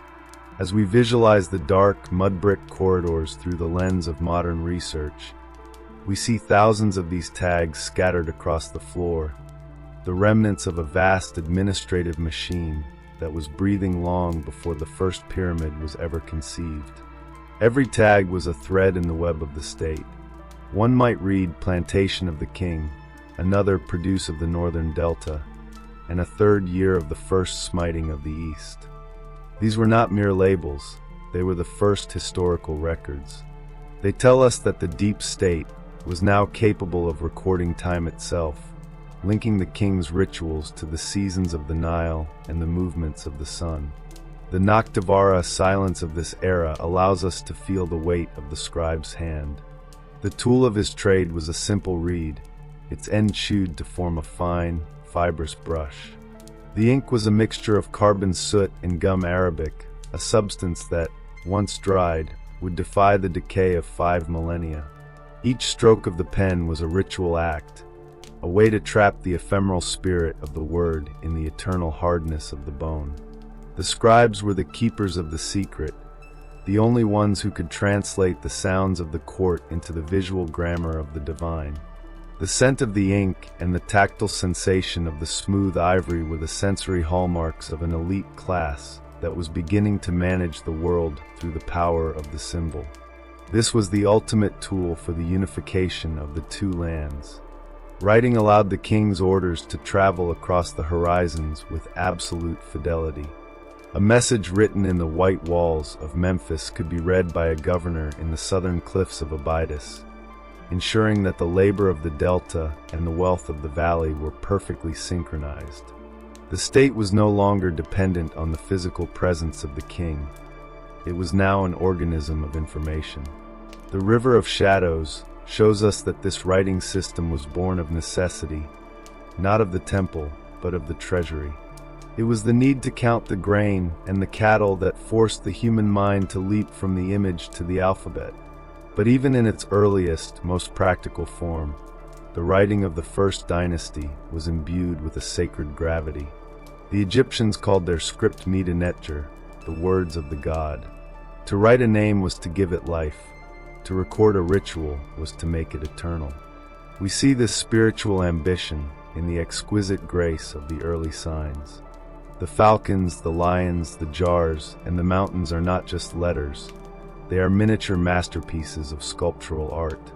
The atmosphere of the early inscriptions is one of a theology of the record, where the act of writing was seen as a way to maintain the balance of Ma'at against the encroaching darkness of the desert. As we stand in the mind's eye within the silent, buried chambers of Abydos today, we realize that the ivory tags were the genetic code of Egyptian civilization. Everything that would follow, the epic poetry of the Middle Kingdom, the sprawling temple inscriptions of the New Kingdom, and the complex mathematical calculations of the pyramid builders, was contained within these tiny pieces of bone. The architecture of eternity had found its voice.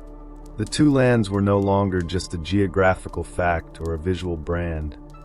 They were a story, a narrative that could be read, remembered, and repeated for 3,000 years.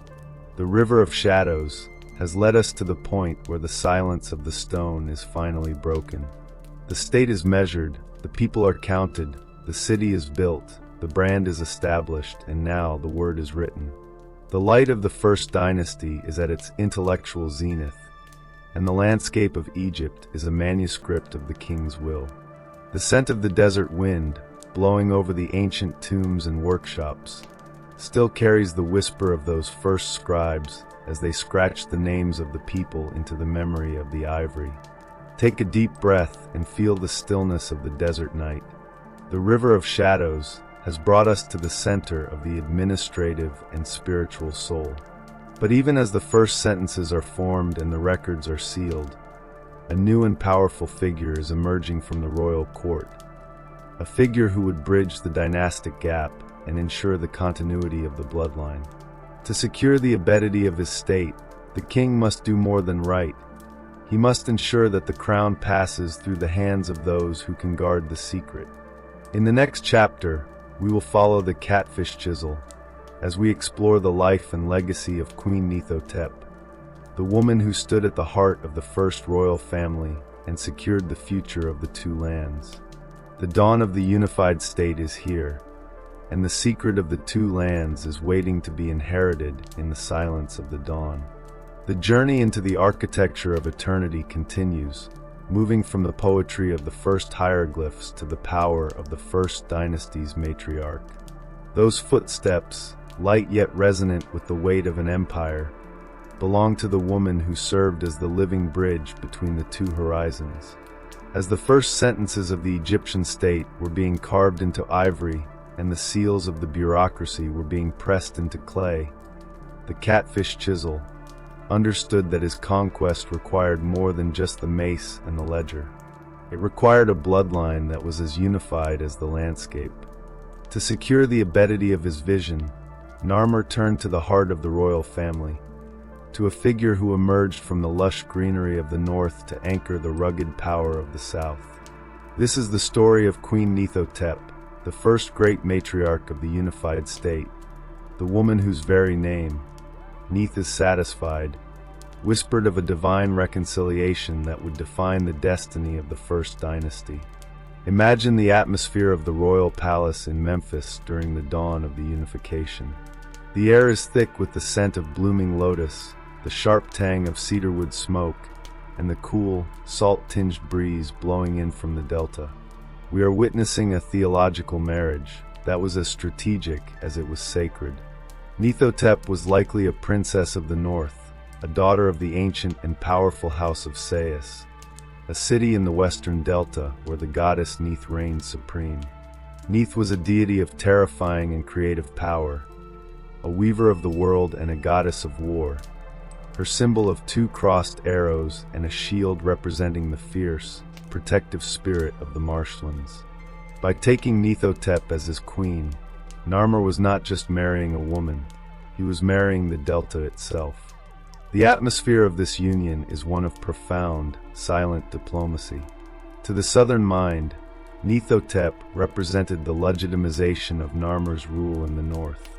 She brought with her the trade networks of the Mediterranean, the agricultural wealth of the Silta Plains, and the spiritual protection of the great northern goddess. The Naktavara detail of her presence is found in the way her name began to appear alongside the king's. Her name was often enclosed in a sarek-like frame, an honor usually reserved for the divine of body. This tells us that she was not merely a consort, but a partner in the administration of the infinite.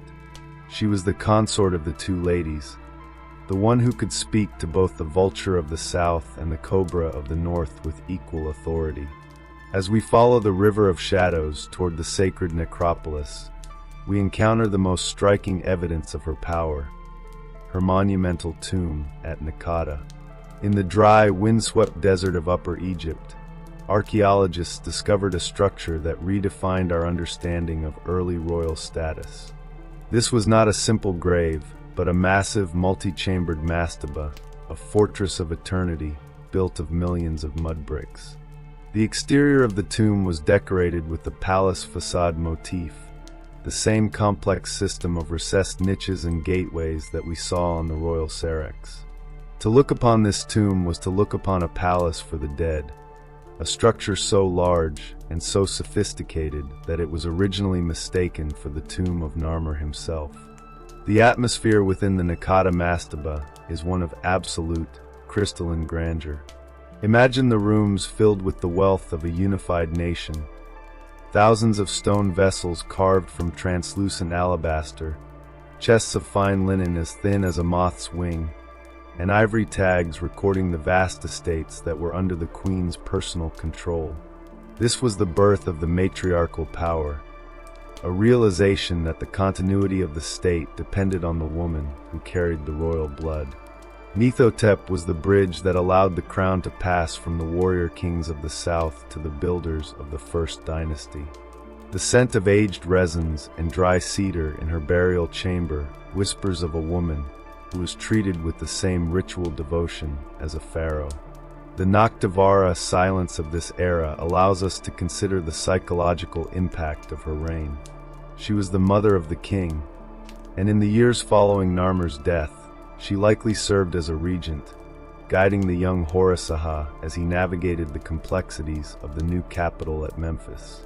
She was the guardian of the secret of unification, the one who ensured that the administrative machine and the religious rituals were maintained during the delicate transition between reigns. The state was a living organism, and if Narmer was its heart, Nithotep was its soul, the steadying force that kept the two lands from drifting apart. The craftsmanship of the objects found in her name tells us of a court that was operating at the height of its artistic confidence. We see her name, the shield and the arrows of Neith, incised into delicate ivory hairpins and carved into the base of golden pendants. These were not just ornaments, they were symbols of a national identity that was now being worn on the very bodies of the elite. The atmosphere was one of a refined authority, where the raw power of the mace was being replaced by the elegant influence of the palace. Nithotep's legacy was the creation of a royal household that was as monumental as the architecture it commissioned. As we stand in the mind's eye on the ridges of Nakata, looking down at the ruins of her great tomb, we realize that she was the ultimate architect of the bloodline. She proved that the unification was not just a story of men on a battlefield, but a story of families in a palace. The River of Shadows has shown us that the architecture of eternity required a foundation of human loyalty and genealogical continuity. The light of the first dynasty is at its most intimate zenith, and the landscape of Egypt is now a family tree of the king's will. The scent of the desert wind, blowing over the mud bricks of her mastaba, still carries the whisper of that first great queen as she wove the two lands into a single, eternal cloth. Take a deep breath and feel the stillness of the desert night. The River of Shadows has brought us to the center of the dynastic soul.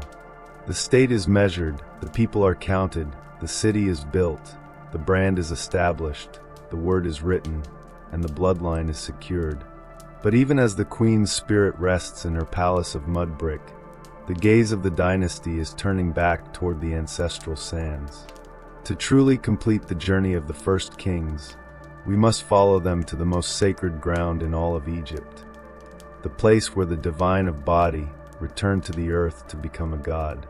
In the next chapter, we will descend into the Valley of the Kings at El-Quayab, exploring the sacred necropolis of Abydos and the final rest of the First Dynasty. The dawn of the unified state is here, and the secret of the two lands is waiting to be buried in the silence of the dawn. The journey into the architecture of eternity continues, moving from the power of the matriarch to the mystery of the royal graves. The wind that howls through the desert canyons carries the faint chime of a distant, sacred bell, guiding our steps away from the majestic mastaba of Nakata and back toward the ancestral sands that birthed the first dream of kingship. We find ourselves returning to the deep, horizontal silence of Abydos, to a place known as El-Quayab, the mother of pots. The air here is heavy with the scent of 5,000 years of devotion, a landscape where the threshold between the living world and the realm of the shadows is at its thinnest. As the catfish Chisel and his successors secured the two lands through bureaucracy and branding, they never forgot the sacred bay and the limestone cliffs where their ancestors first spoke to the gods.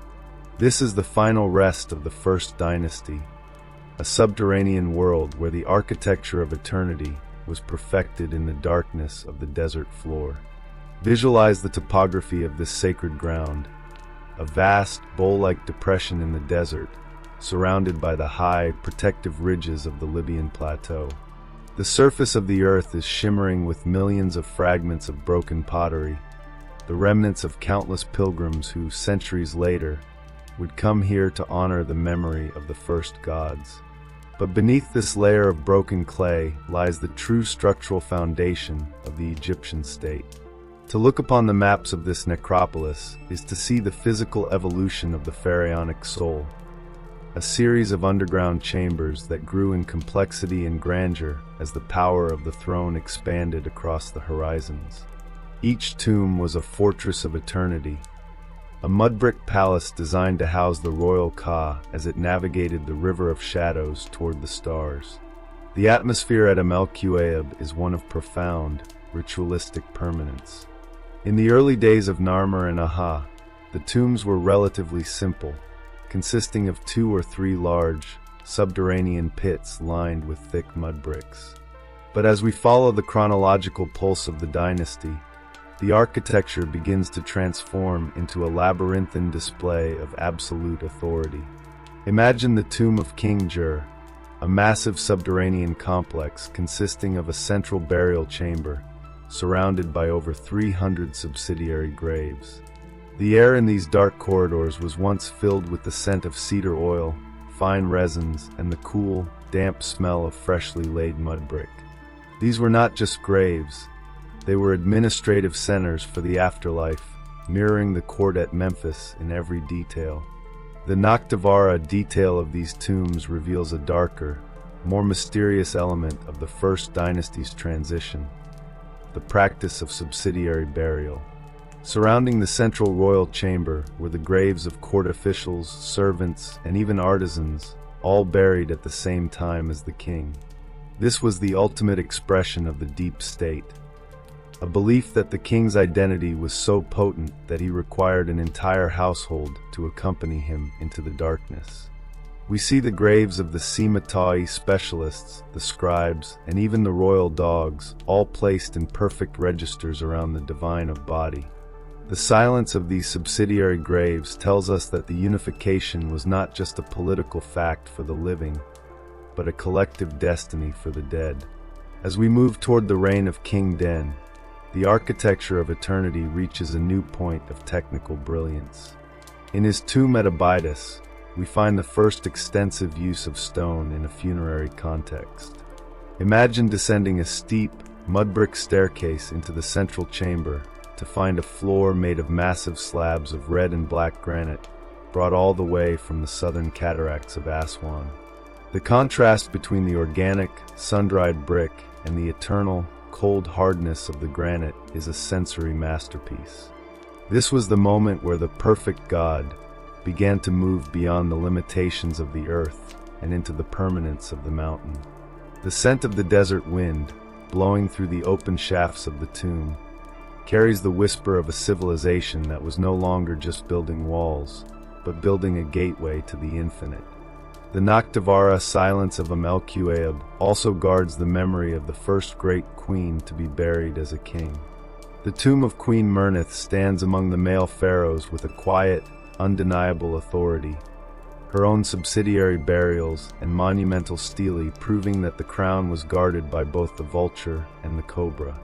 These stelae, rounded slabs of limestone or basalt, are the namestones of eternity. To look upon the stela of King Jet, known as the Serpent King, is to see the visual language of power at its most refined.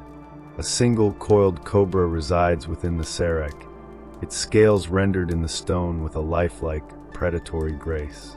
This was the brand of the dead, a visual anchor that ensured the king's name would be spoken by the living for 3,000 years.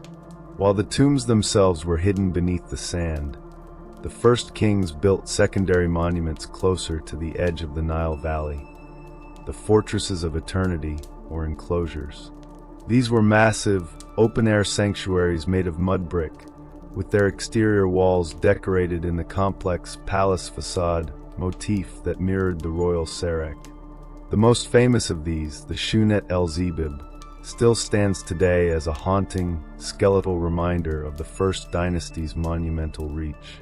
The atmosphere within these enclosures was one of public ritual, a space where the cult of the king could be celebrated under the open sky. They were the physical lungs of the necropolis, pumping the breath of memory into the silent chambers of the desert. The craftsmanship of the artifacts found within the Mother of Pots tells us of a nation operating at the height of its logistical and artistic confidence. We see ivory gaming pieces, gold jewelry as delicate as a spider's web, and stone vessels so thin they are translucent in the torchlight.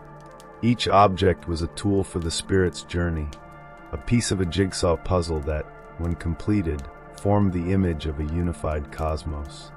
The bureaucracy we saw in the ivory tags of Memphis was now dedicated to the management of the dead, ensuring that every jar of wine and every chest of linen was properly labeled and stored for the king's return.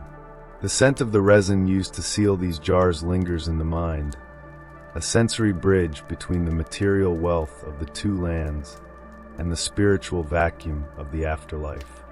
As the silver light of the moon reflects off the desert ridges of Abydos today, we realize that Amelchuaeb was the true capital of the Egyptian heart. It was here that the secret of Narmer was finally buried, not to be forgotten, but to be transformed into a god. The unification of the south and the north was anchored in this sacred dust, creating a landscape where the king's eternity was physically tied to the ancient traditions of the Nile Valley. The River of Shadows has led us to the very center of the dynastic soul, to the place where the divine of body returned to the earth to become the sun. Take a deep breath and feel the stillness of the desert night. The River of Shadows has brought us to the final threshold of the first kings. The state is measured, the people are counted, the city is built, the brand is established, the word is written, the bloodline is secured, and the gods are housed in the stone. But even as the first dynasty fades into the silence of the second, a new and even more profound transformation is occurring. The architecture of the tomb is beginning to look upward, seeking a shape that can touch the very face of the sun. In the next chapter, we will follow the echoes of this transition as we explore the psychological revolution of the Second Dynasty and the rise of the first true pyramids. The dawn of the unified state is here, and the secret of the two lands is waiting to be reborn in the silence of the dawn. The journey into the architecture of eternity continues, moving from the mystery of the royal graves to the birth of the stone mountain. The cry of the hawk, echoing across the limestone cliffs of Abydos, is more than just a sound. It is the final vibration of a physical world that has been utterly transformed. As we leave the silent, subterranean chambers of Amelchuaeb, where the first kings returned to the earth to become gods, we realize that the true secret of Narmer was never hidden in a tomb or carved into a single palette. It was not a physical object, but a psychological revolution, a profound shift in the collective consciousness of the human spirit. The River of Shadows has brought us to the most intimate depth of this journey. The moment when the people of the Nile stopped seeing themselves as fragmented tribes and began to see themselves as a single, divine organism. This was the birth of the Egyptian soul, a synchronization of time, space, and identity that would sustain a civilization for 3,000 years. Imagine the mental landscape of a dweller in the Nile Valley at the dawn of the First Dynasty. For generations, the world had been a place of local spirits and tribal boundaries.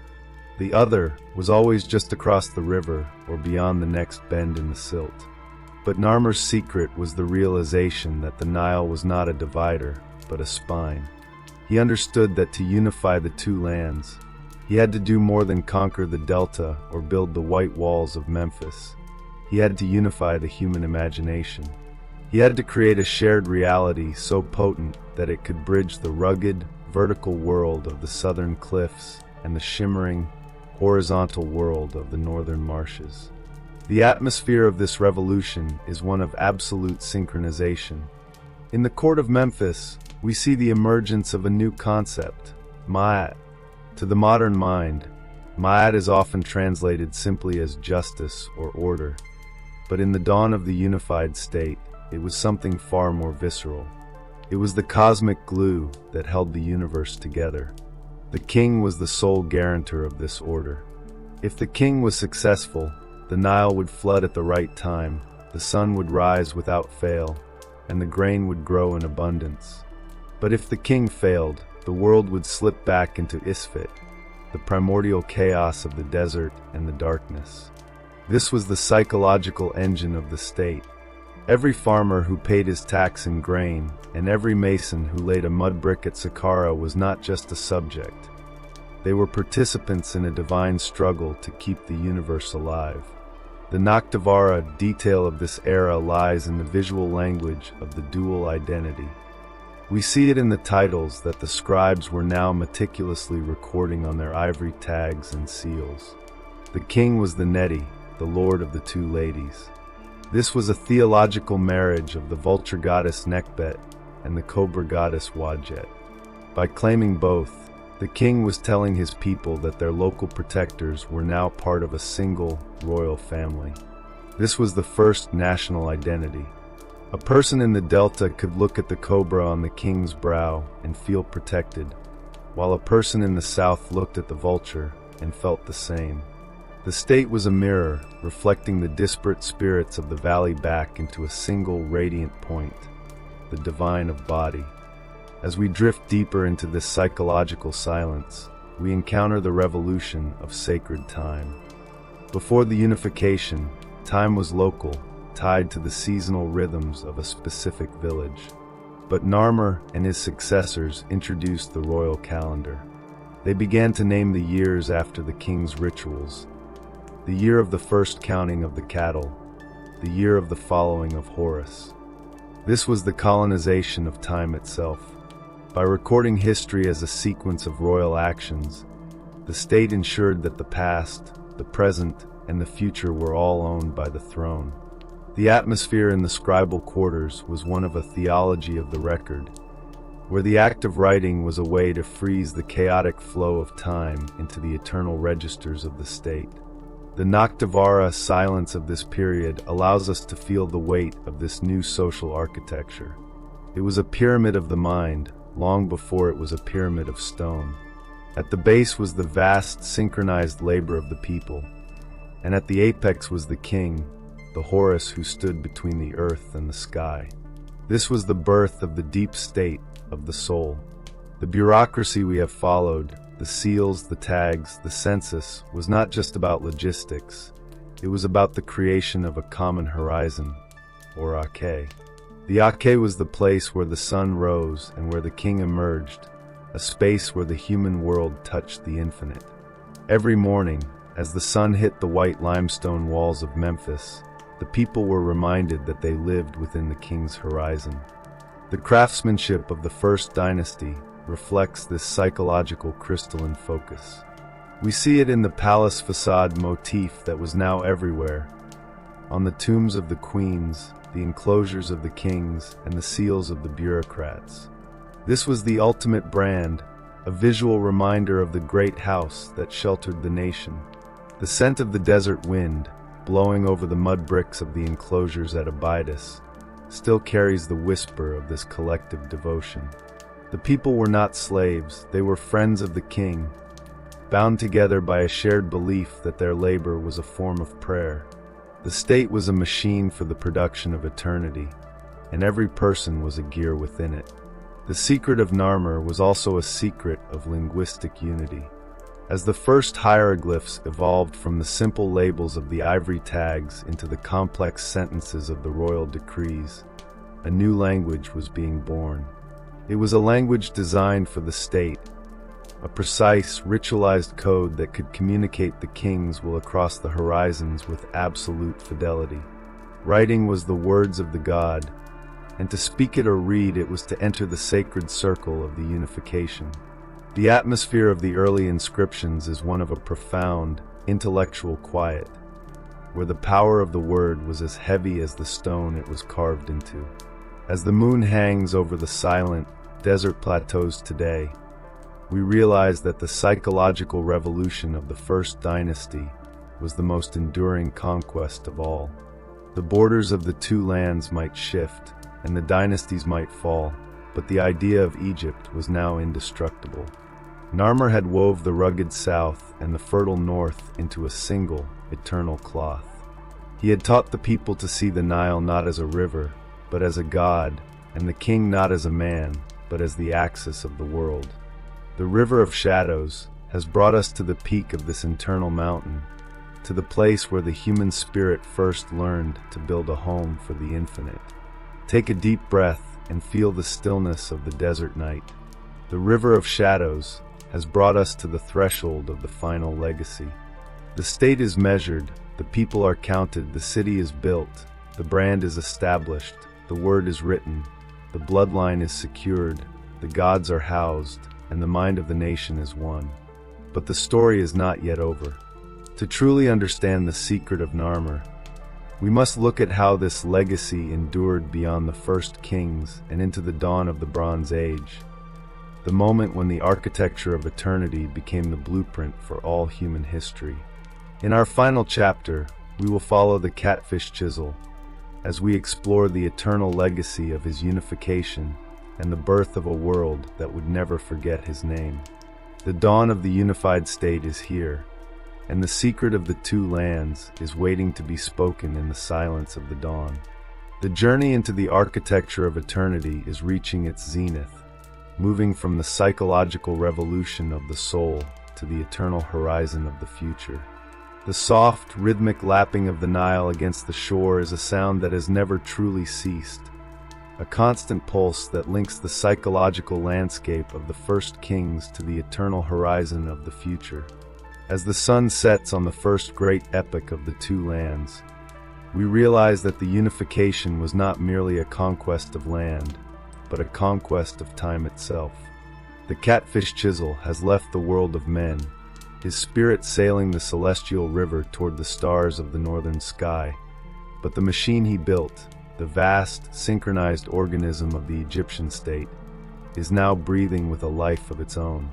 The River of Shadows has led us to the ultimate zenith of this journey, the moment when the secret of Narmer became the blueprint for the entire Bronze Age, creating a world where the architecture of eternity was no longer a dream, but an indestructible reality.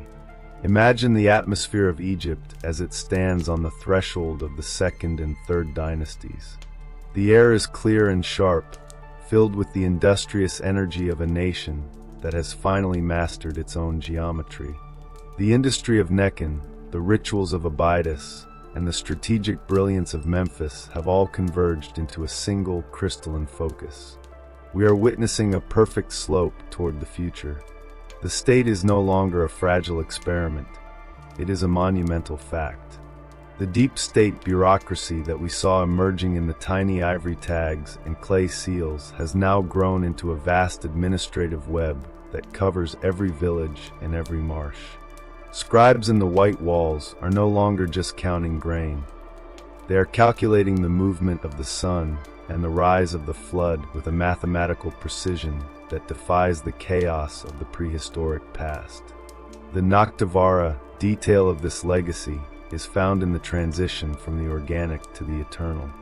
For centuries, the fortresses of eternity were built of mud brick, the humble clay of the riverbed sun-dried into the walls of the first palaces.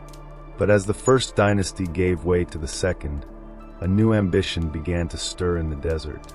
The kings sought a material that could match the permanence of their souls. We see the first hints of this in the granite floors of the royal graves and the limestone linings of the early shrines. This was the birth of the stone-built world.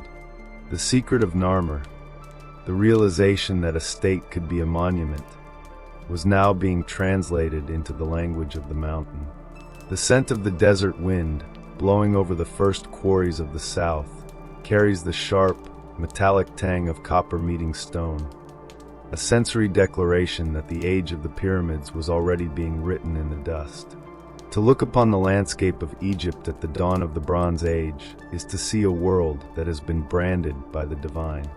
The Serek, that elegant frame representing the palace facade, was now the universal mark of authority.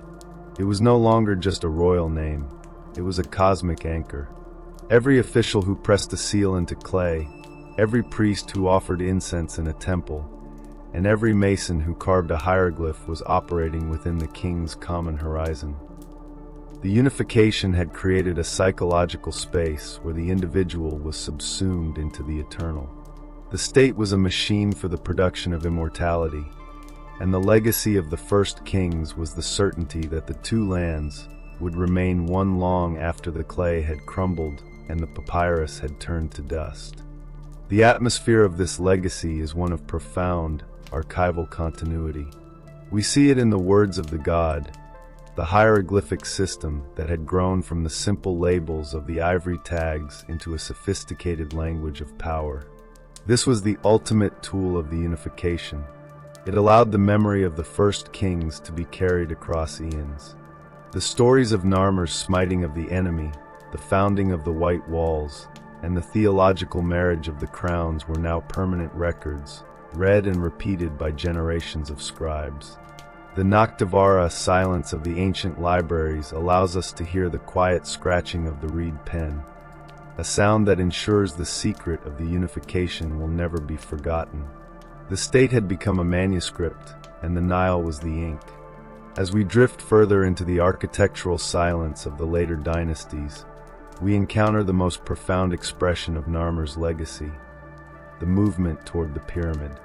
The massive, multi-chambered mastabas of the first queens and kings were the biological ancestors of the stone mountains at Giza.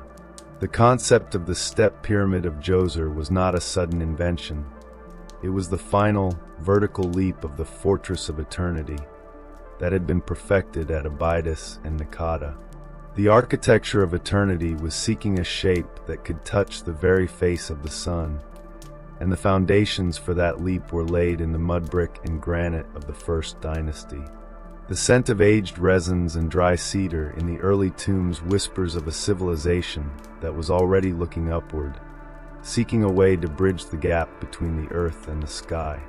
The River of Shadows has shown us that Narmer's secret was also a secret of global reach. By the dawn of the Bronze Age, Egypt was no longer an isolated river valley.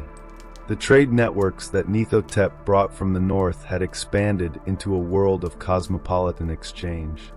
Ships laden with copper from the Sinai, turquoise from the desert mines, and cedar from the forests of Lebanon were now common sights at the docks of Memphis. The state was a gateway, a filter through which the wealth of the ancient world flowed into the heart of the two lands. The atmosphere of the royal court was one of refined, international authority, where the divine of body was recognized as a force that reached far beyond the horizons of the Nile. The silence of this final legacy is a silence filled with the echoes of 3,000 years of history. It tells us that the unification was the most successful social and spiritual project ever conceived by the human mind. The two lands were no longer just a geographical fact or a theological marriage. They were a way of being.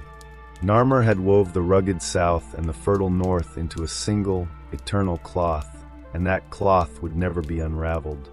Even when the floods failed, even when the cities were sacked, and even when the names of the kings were lost to the sand, the idea of Egypt remained, a silent, stone-built testament to the power of a unified vision.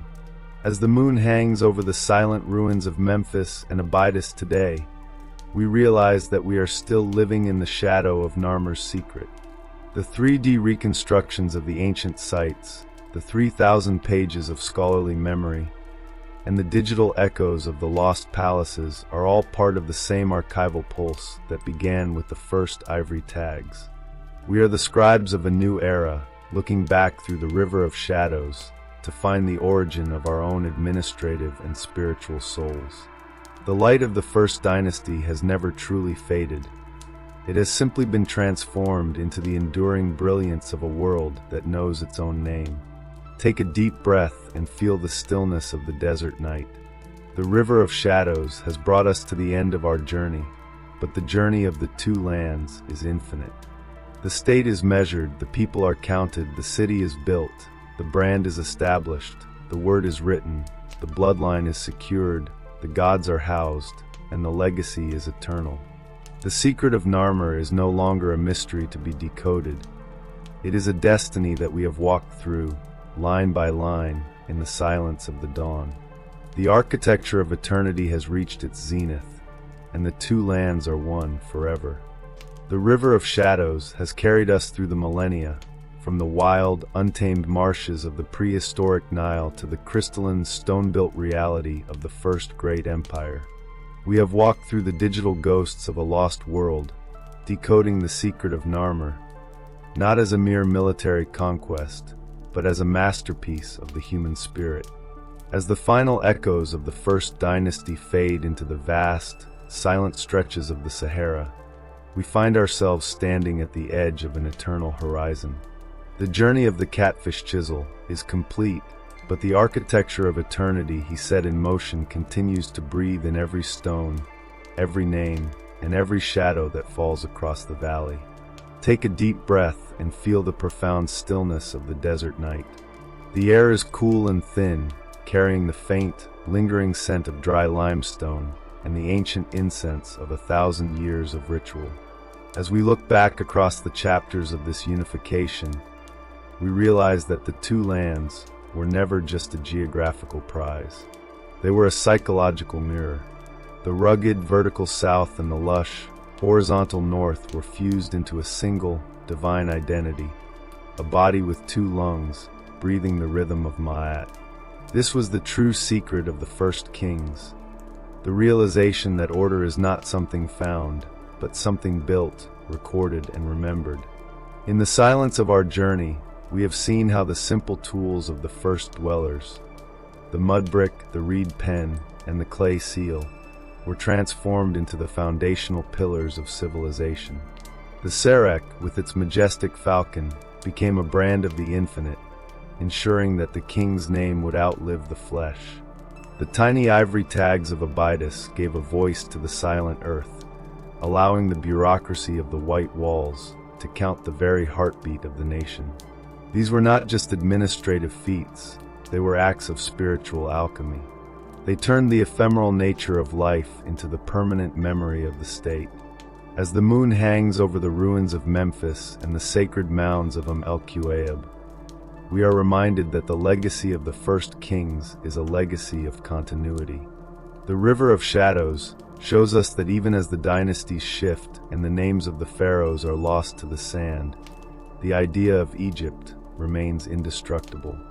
The architecture of eternity found its shape in the perfect slope of the first pyramids, but its foundation was laid in the hearts of the people who first learned to see themselves as part of a shared, divine vision.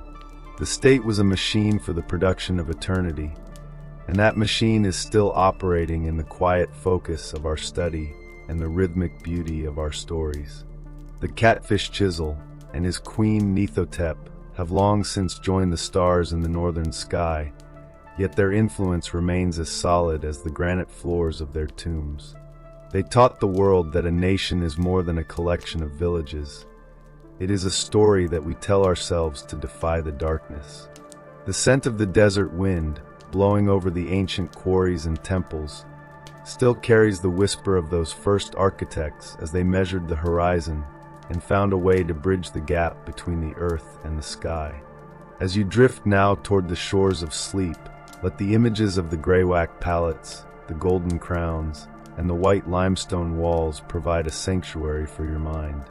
The journey through the architecture of eternity has reached its zenith, and the two lands are one. The state is measured, the people are counted, and the secret is revealed. The dawn of the unified state is here, and the silence of the dawn is a silence filled with peace. The river of shadows is widening, spilling out into the great, silver ocean of history. The journey ends here, at the threshold of the Bronze Age, but the echo of Narmer's name will never truly fade.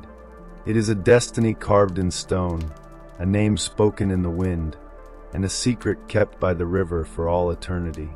Sleep now, in the shadow of the pyramids yet to be built, and feel the weight of the millions of tons of history that protect your rest. The two lands are at peace, and the horizon is clear.